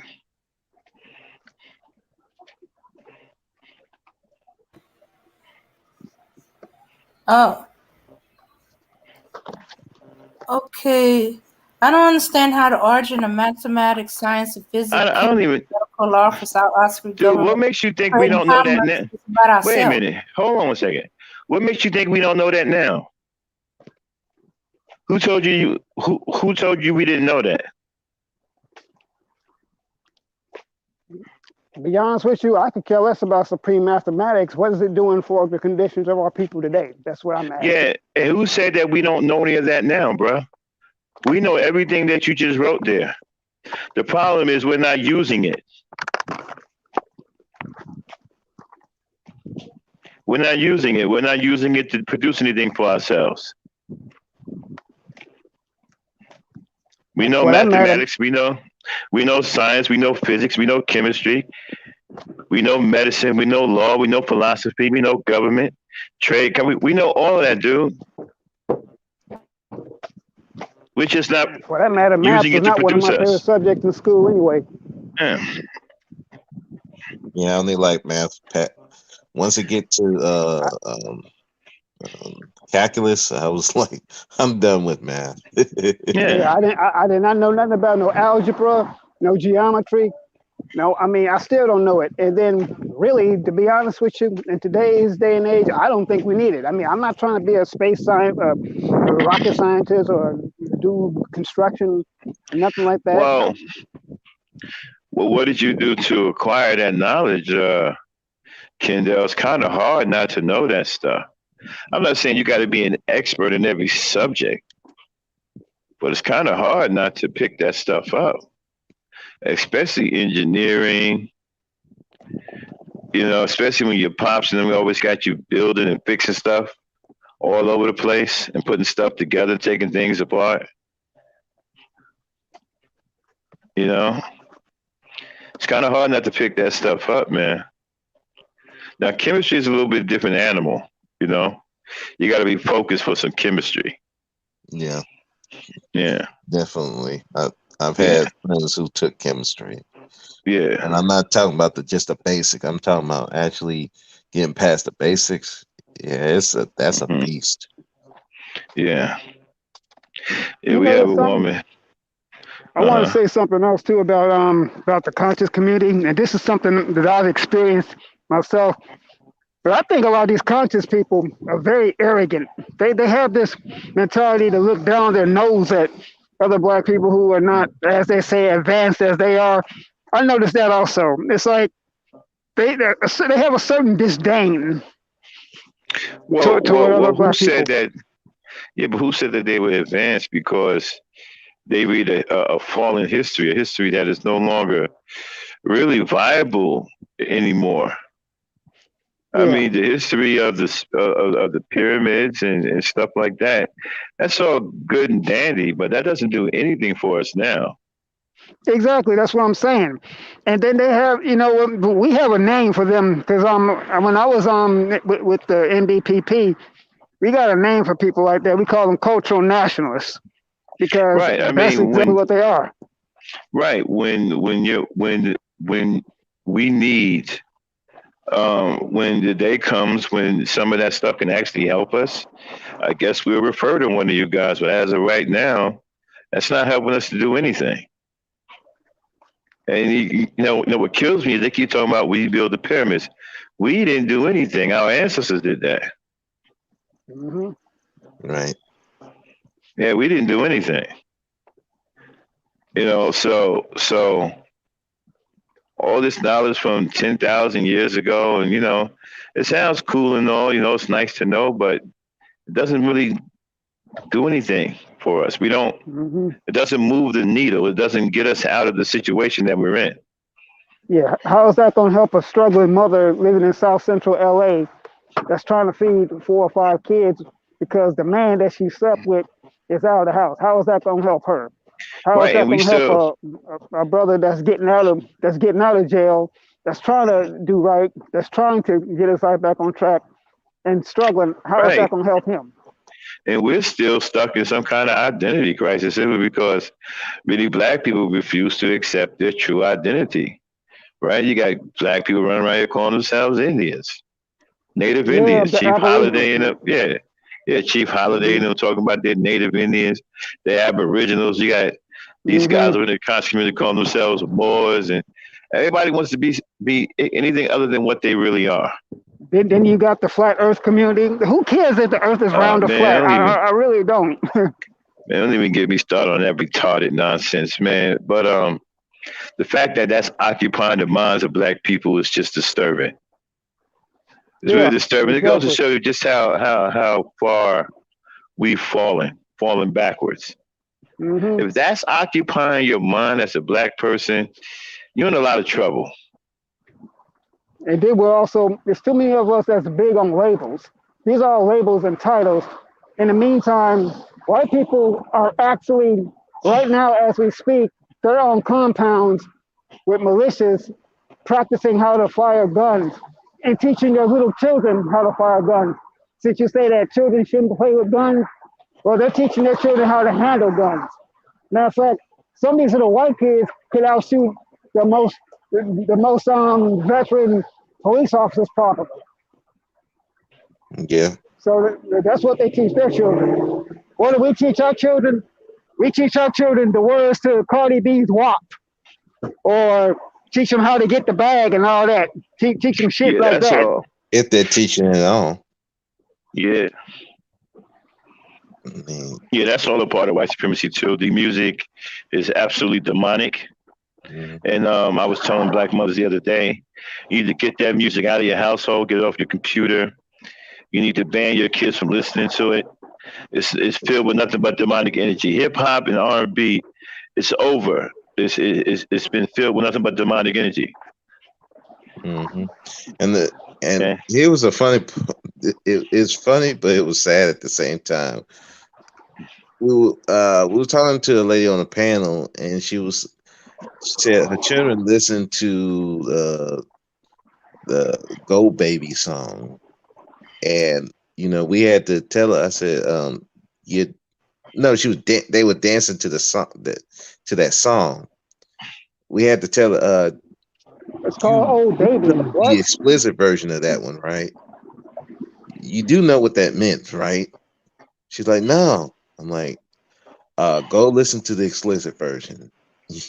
You wouldn't want your children to be, especially girls. You don't want your girls to be dancing to that. Mm. And but I kind of I get what Kendall is trying to say. It was supposed to, when people did tell you about that how we build the pyramids. It was supposed it the intention of it was to motivate people to do better, to say, Mm-hmm. look, you're not what these white folks are telling you that you are. The problem is that a lot of people rest in that and they don't use it to motivate them to do better. They're just like, oh yeah, I'm a king, I'm a queen. I'm like, yes, you, they were in the past. That's it. That it was used to motivate you to get to that point. It wasn't meant for you to just stay where you are and just use it as a form of escapism. And I think that's what it tends to be. It's like people just trying to escape from being black.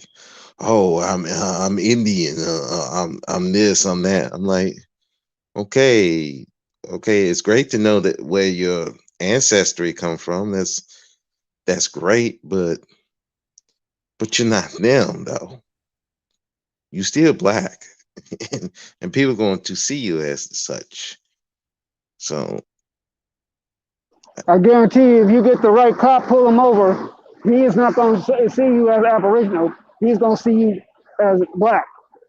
He's going to see right, you as another statistic that he could potentially have on his belt. That's what he's going to see. See, and then another thing too about that, it's like you call yourself Aboriginal and all that, but when we went to school together, you was black like me. You lived in the same neighborhood with me. You went to Mr. B's store with me and got in trouble just like me. Now all of a sudden we done got older and you decided you're an Aboriginal now. See, that's the thing. We're so enamored with titles and with labels and stuff like that. And like Max said, all it is another distraction, another white supremacist distraction just to lull us to sleep and keep us away from the real agenda. right, and it's like I said, it's just escapism. You're escaping to, um, you're Mm-hmm. escaping from the fact of reality.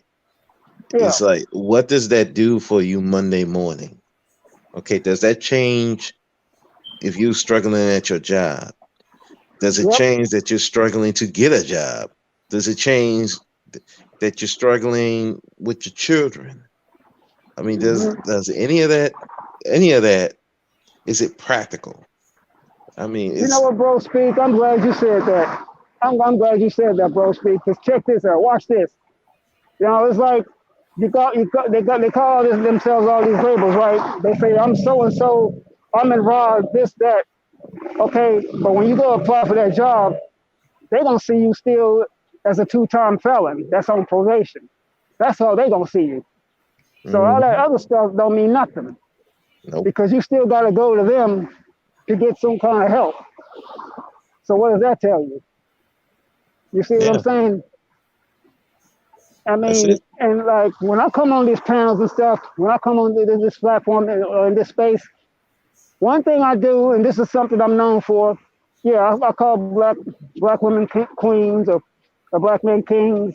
Now, yeah, I can see that they're obviously not of any kind of royal status, but I just like to compliment my people. That's all I do.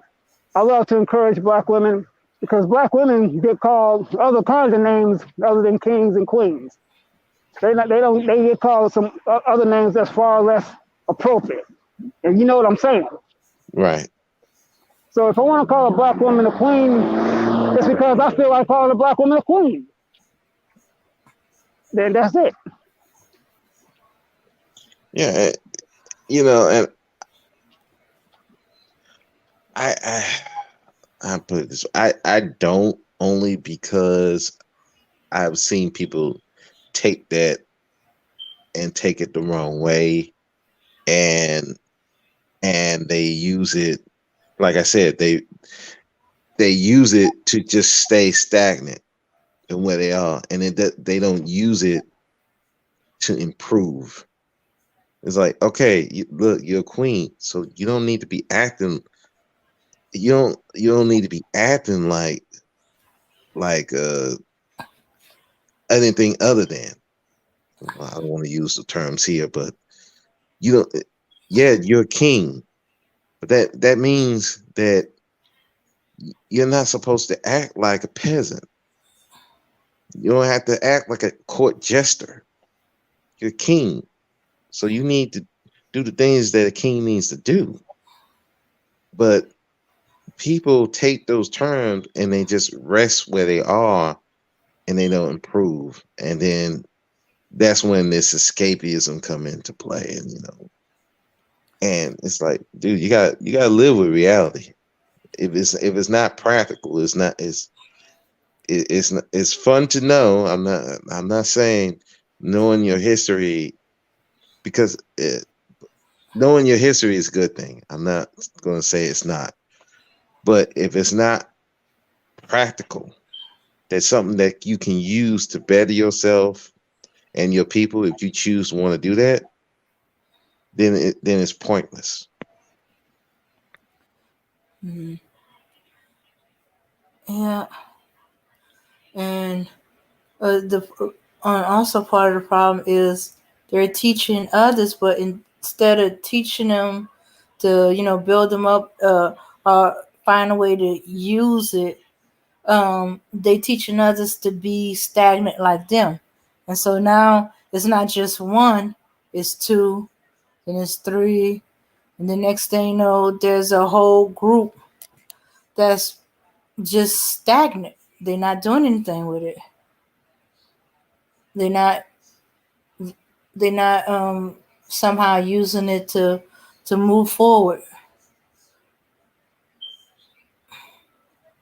or to improve the situation.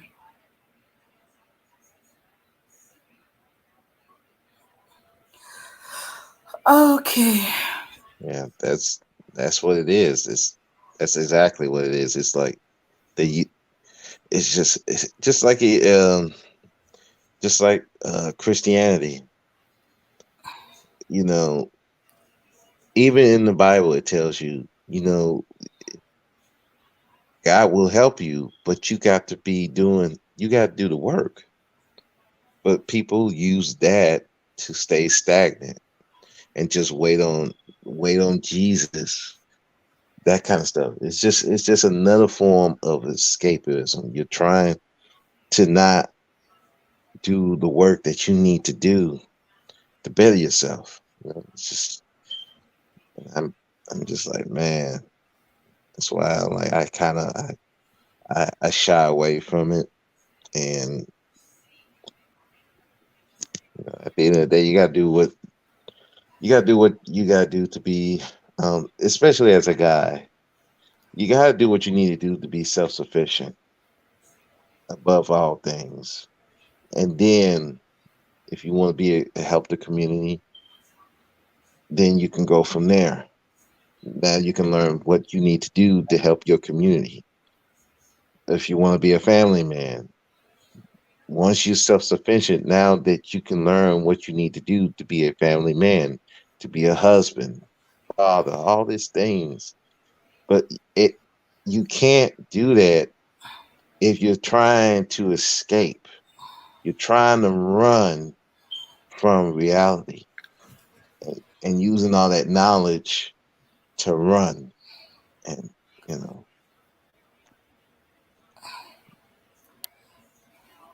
Okay. All right. Okay. I love Okay. simple panels I like think this. Oh, go ahead. I was saying I love simple panels like this where everyone just is just talking Everyone's talking normally. Everyone's not talking above the other one's head. We're just having a regular conversation. I like this. Yeah. Okay.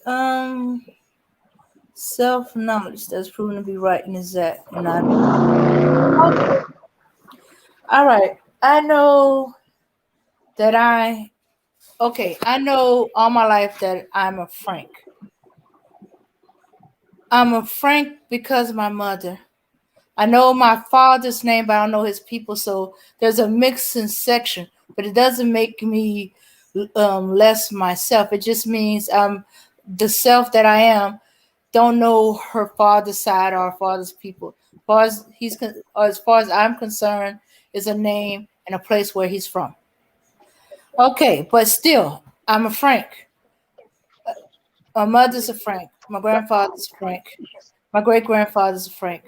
I know that my great grandfather is one of 19 brothers.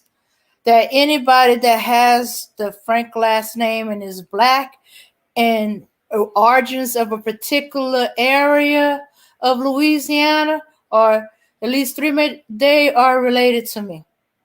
I may not know which one of the 19 brothers of my great grandfather they come from. I know they are from there and that they are related to me. Okay.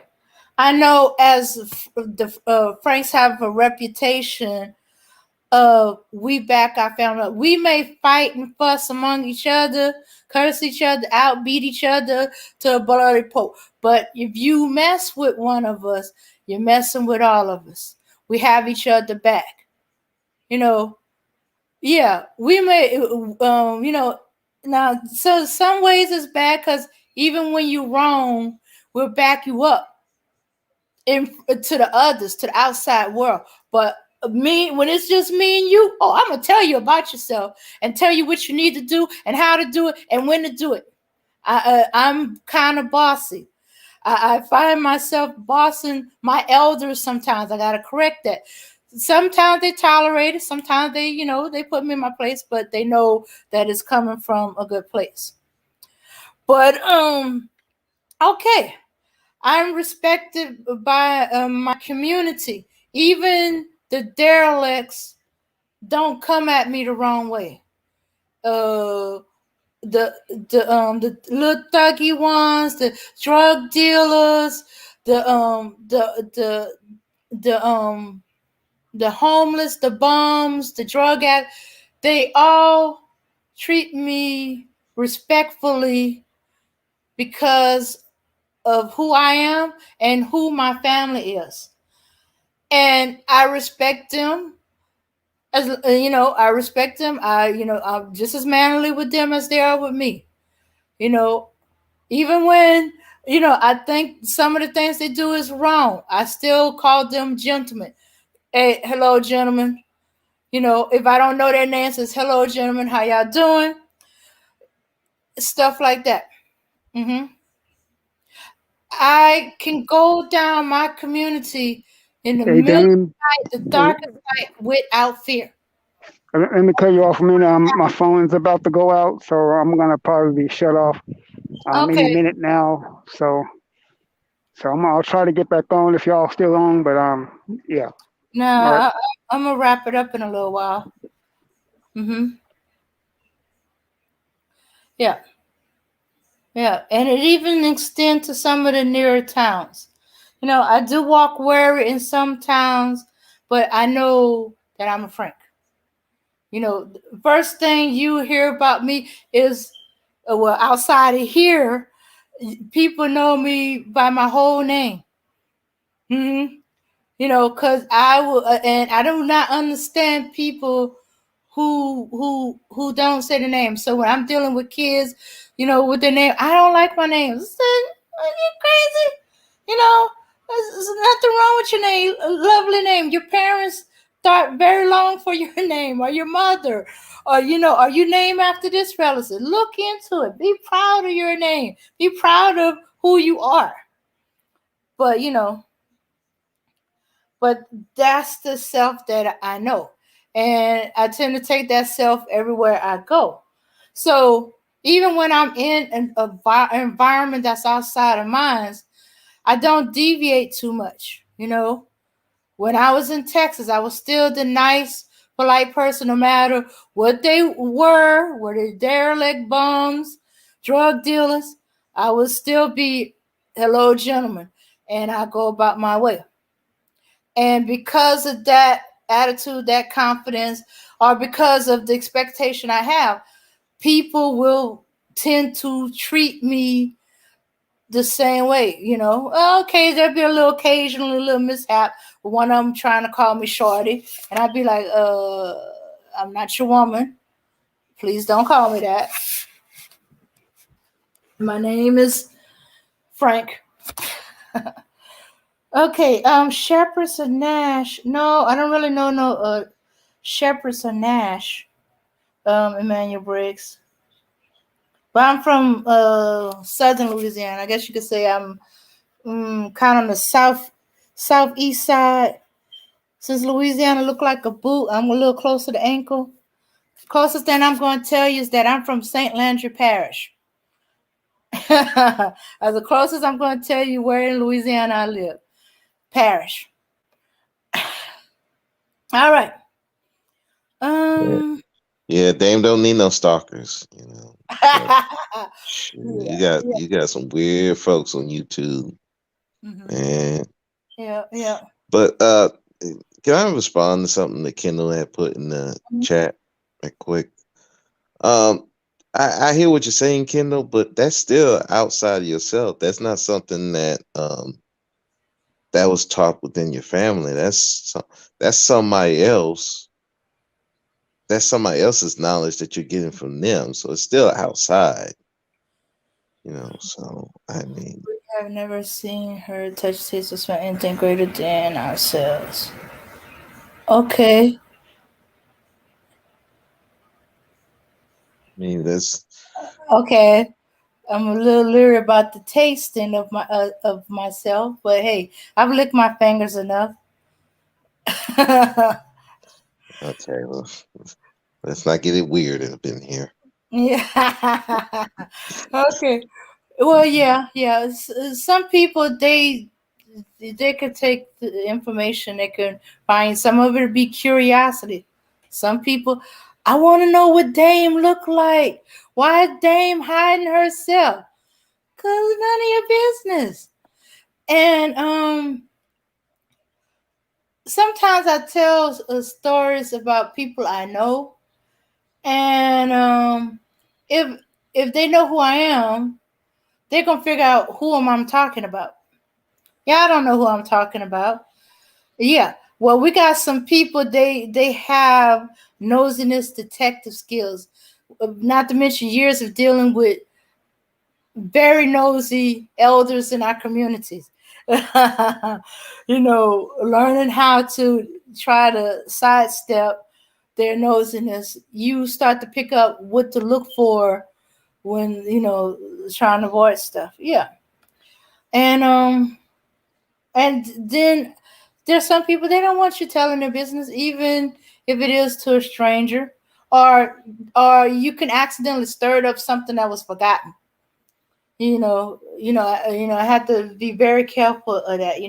People that have forgotten situations, and they'd be like, "Oh yeah, I'm pissed off at so and so." Yeah. Yeah, yeah, because I had it happen to me. In fact, come to think of it, I ran into my classmates up and we used to get into it all the time. Me and him. He liked to tease me. I hated being teased. And he knew the trigger words to tease me. But he was always fast, so I could never catch him. The closest I would catch him was the lunch line. Hey, our cafeteria food growing up was good. Real food. It's Louisiana. If you can imagine gaining 5 pounds for a weekend visit in New Orleans, imagine when you live there and the people know how to cook and you go to eat for at the cafeteria. Yeah. Okay. And okay, he been dodging me, and after a while, I kind of forgot what I was mad at him about. So I forgot. I get over being mad over something, and then we're in line. I don't know what made him do it when I'm just two people behind him, and he goes and he messed with him, and I was like, oh yeah, I gotta get him, and I got him. Well, smacked him, try to choke him from behind. Now I never choke anybody from up front, because I don't really want to choke nobody, but I still want to. Yeah. But that was the way I was as a kid. I fluctuate to being very evenly tempered, nothing get me stuff roll off my back, to you hit a nerve and I could be going off.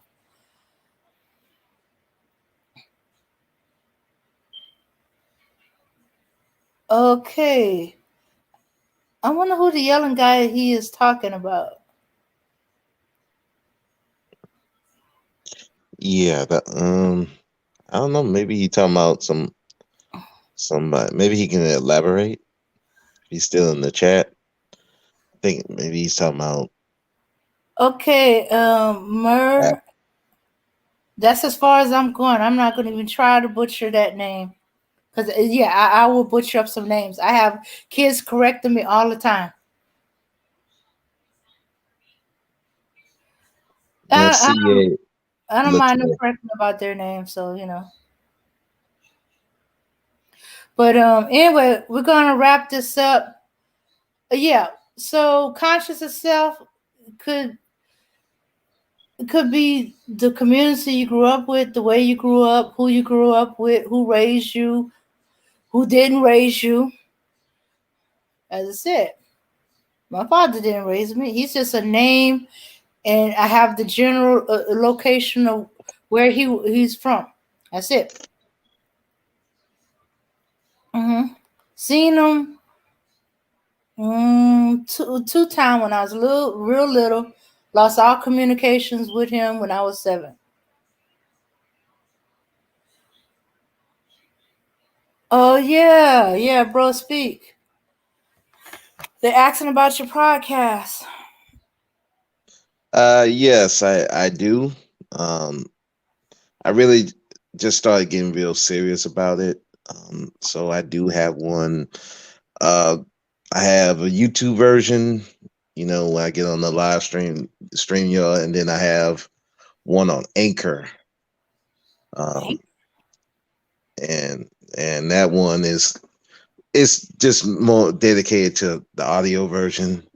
Just doing more audio, but it's still I still talk about pretty much the same thing. It's just one is the YouTube version is more geared towards stuff that I've seen on YouTube, and the one on Anchor is more geared towards stuff I've seen in the community. So so that's I kind of try to keep it a little separate. But yeah, y'all welcome to just look it up on YouTube.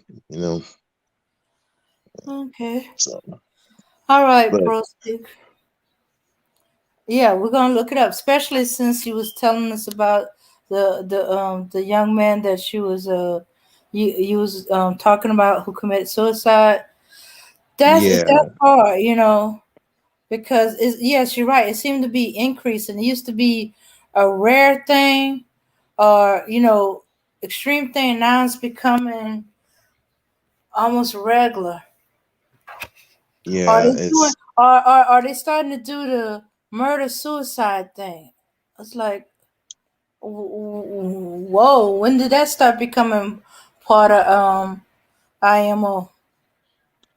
yeah, and the thing about it, especially when I'm talking about that guy in particular, if you really go into his catalog Hmm. of what he was talking about, Hmm. I mean, it's pretty dark, man. And you have a sector over there that it it's just very dark, and man, and I really felt bad because I was of that mindset when I was 22, from 20 to 22. I was of that mindset that he had, just this, it's just me against the world. The world sucks, and nobody cares, and it's just like, what's the point of life? And some people, that they able to get out of it. You I was fortunate enough that I met people that kind of got me out of that self-imposed prison that I put in myself in. Some people like him were not lucky enough to have that. You know, Mm-hmm. he had people that would, and I had one when I did the podcast. I had somebody who hit me up in the comment section, and he was telling me, "Hey, yeah, we tried to talk him, try to get him, to kind of come from that mindset of that your life is worthless. You had to have some purpose, but they couldn't get him out of it. Mm-hmm. And they and I heard the uh, live stream that they were talking about the guy, and they was like, "Well, we knew it was coming, but it wasn't something we could prevent because we tried. It just that the more we did try, the more you want to separate." And that's the thing. We have a lot of youth who feel this way, especially young boys who feel this way, and it's tough to see that, and it's tough to listen to a person that young just said, "You know what? I just want to end life. I just want to end my life right now." Like, and it's I don't know. It struck me hard. Yeah, and it was, and and the thing of it is, YouTube, unfortunately, it it allows some of these people to have a voice and get followers, and it's hard for that person to get that help that they need, because now you have followers who supporting that mindset, and and even if some of them who are fans of him do try to help him out, maybe he's too far gone and you can't get him out of it. Mm-hmm. And I think that that's something that us in the community, we're gonna have to work on. We gotta work on reaching these boys when they're young. If it's just Even if it's just coming online and just saying, "Hey, this I understand this is your own mindset, but your life is not. This is not your life is not over at 23, 24, 25. You got too much life to live." And and escaping to these other things such as pyramids and stuff like that. That's great to know, but you shouldn't escape into that. It has to be something practical that you can use, if for anything else, to make yourself self-sufficient, to make yourself productive in your own life. So, and just going into these ideas, these mindsets, to try to escape from reality, it's not doing anybody any good. It's if anything, it's not doing yourself any good, because as long as you stay in these different mindsets whether it's you hating black women, you think it's their fault for everything. You hating the community, you think it's their fault for everything. As long as you stay in that kind of mindset, you're not going to grow, and you're not going to do anything, and just just stay here, be stagnant, and then it just ends up you getting depressed, and then you just end up one day just saying like, I'm done, and just end it. I mean, that guy particularly, he told the guy just before the day before he killed himself, he told him that, hey, I'm just going to kill myself. I'm just going to end it. You know? And that's what I said. Going into all that stuff, it's great to have knowledge. It's great to know all these things. But if it's not something where it makes you productive, where you wanna, whatever you want to do, if you don't even want to deal with the community, I'm not even going to tell people they should. That's not my goal. My goal is just to say, look, build for yourself so you could be self-sufficient, so you could be satisfied with your life. Then you can make that transition to maybe you want to help the community. Maybe you see the community the way it is and you want to build a better community, because let's be honest, a lot of all these other groups of men, and they did all this stuff. Brian says where it hate black women, you think it's their fault for everything. Hey, man. You hate the community. Yeah, who is this guy?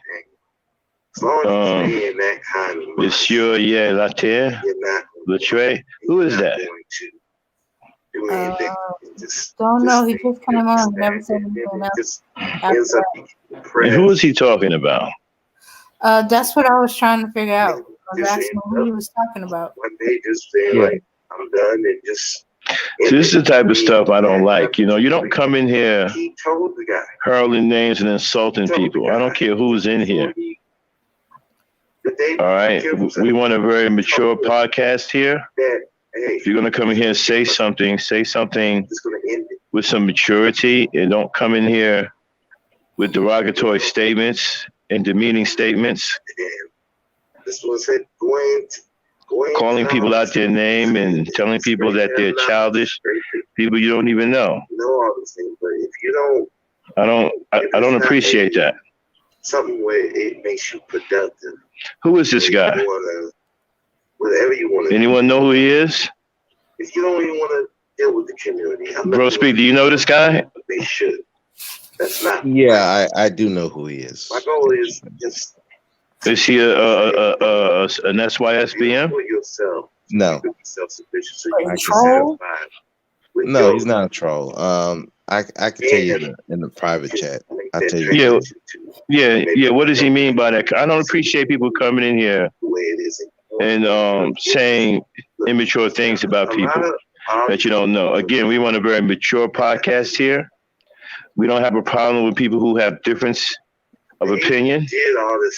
But one thing we don't do is we don't come in here and we act childish, which is kind of ironic. You have childish in your statement, but this is the behavior that you choose to display coming in here for the first time. So I've never seen you in here before, but I really don't appreciate that. That pisses me off. I don't like that. Don't come in here like that again, whoever you are, if you're listening.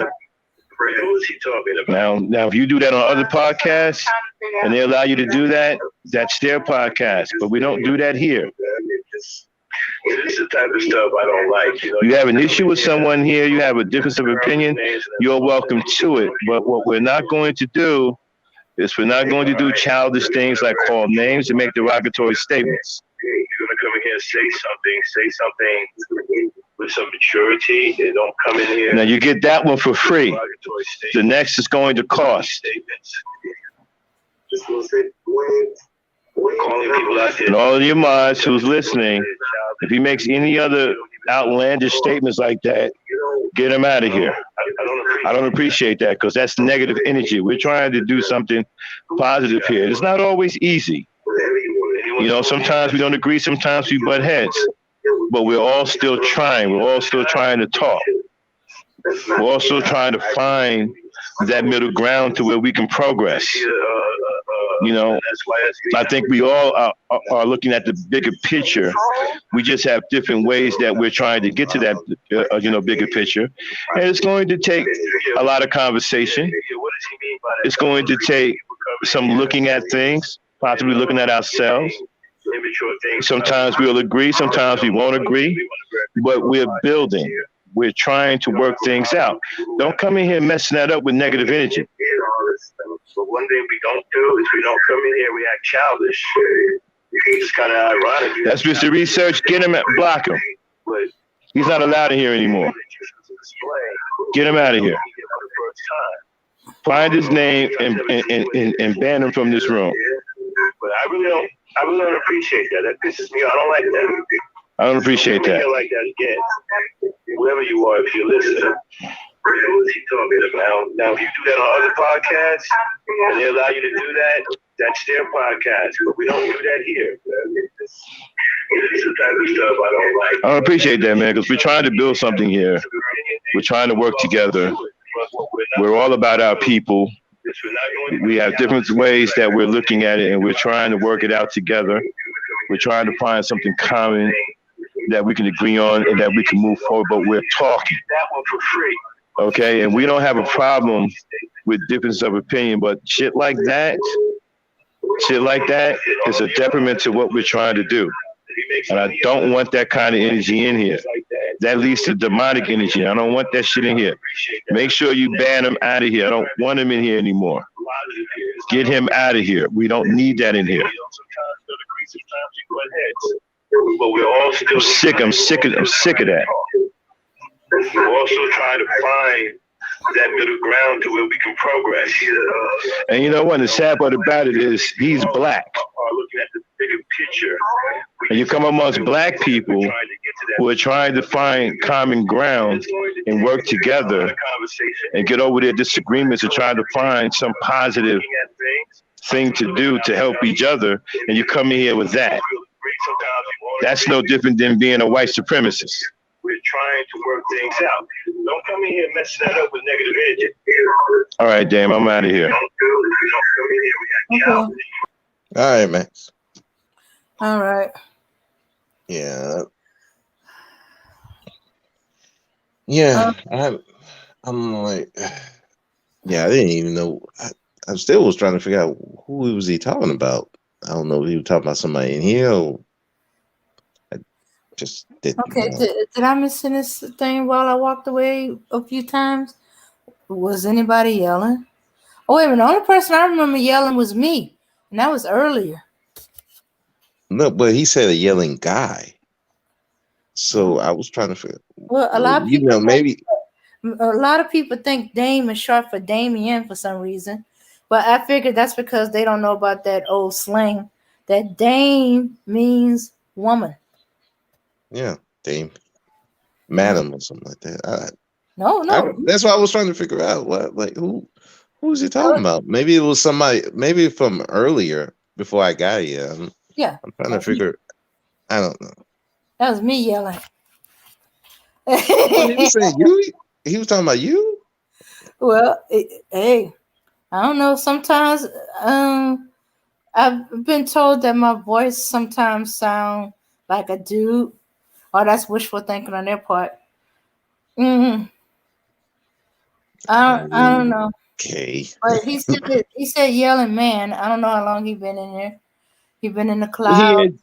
Yeah, I guess. I'm like, who? What guy? What guy was yelling? Ain't about. Well, man. Unless he's just talking about somebody in the YouTube sphere. Who were we talking about at the time? No, we weren't talking about any particular YouTuber. No, but anyway, let's. Well, he blocked now, so I guess we won't know now. Yeah.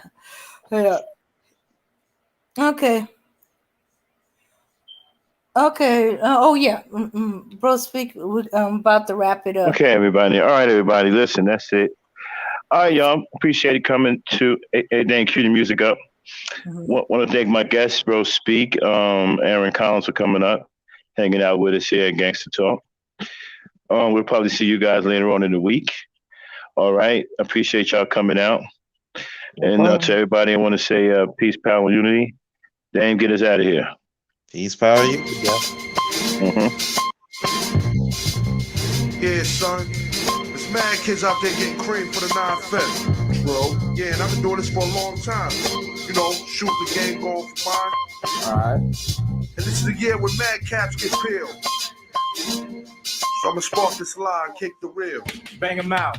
With all this chaos in the realms of the street, your local street dog got to make ends meet. The average Joe's far too slow for the ghetto pro. You better know, when I hit the streets, I like to glow, I like to glisten. And at the same time, stay low, listen, motherfuck the fame. I'm pursuing the dope. My stilo is symbolic to a kilo. Cash is popping, coke's cooking, beans is copping. Ain't that some shit? A player that's used to living rich is now a sticky kid, caught up in a ditch. In 94, Giuliani kicked down the door. In 95, niggas flipped to stay alive. Peeling caps while I laugh. In the stats, the 4.5. Remy in the glass, spark the boom, then I blast. They wanna confine me, sneak up from behind me. Bust a cap in my back and put me where they can't find me. They hate to see a young player pay. I don't wanna see that, son. They rather see him spray. But I'm like Nitty, a Terminator, squeeze the lead off. Using verbs and nouns like rounds to blow your head off. Hitting up spots, heating up blocks. Investing in stocks like Colombian blow crops. I'm out to get cream and ain't no doubt in my mind. Fuck this broke shit, I'm hit, I get down for mine. I get down for mine. I get down for this. I get down for this. I get down for mine. I get down for this. On the regular shit, I get down for mine. I get down for this.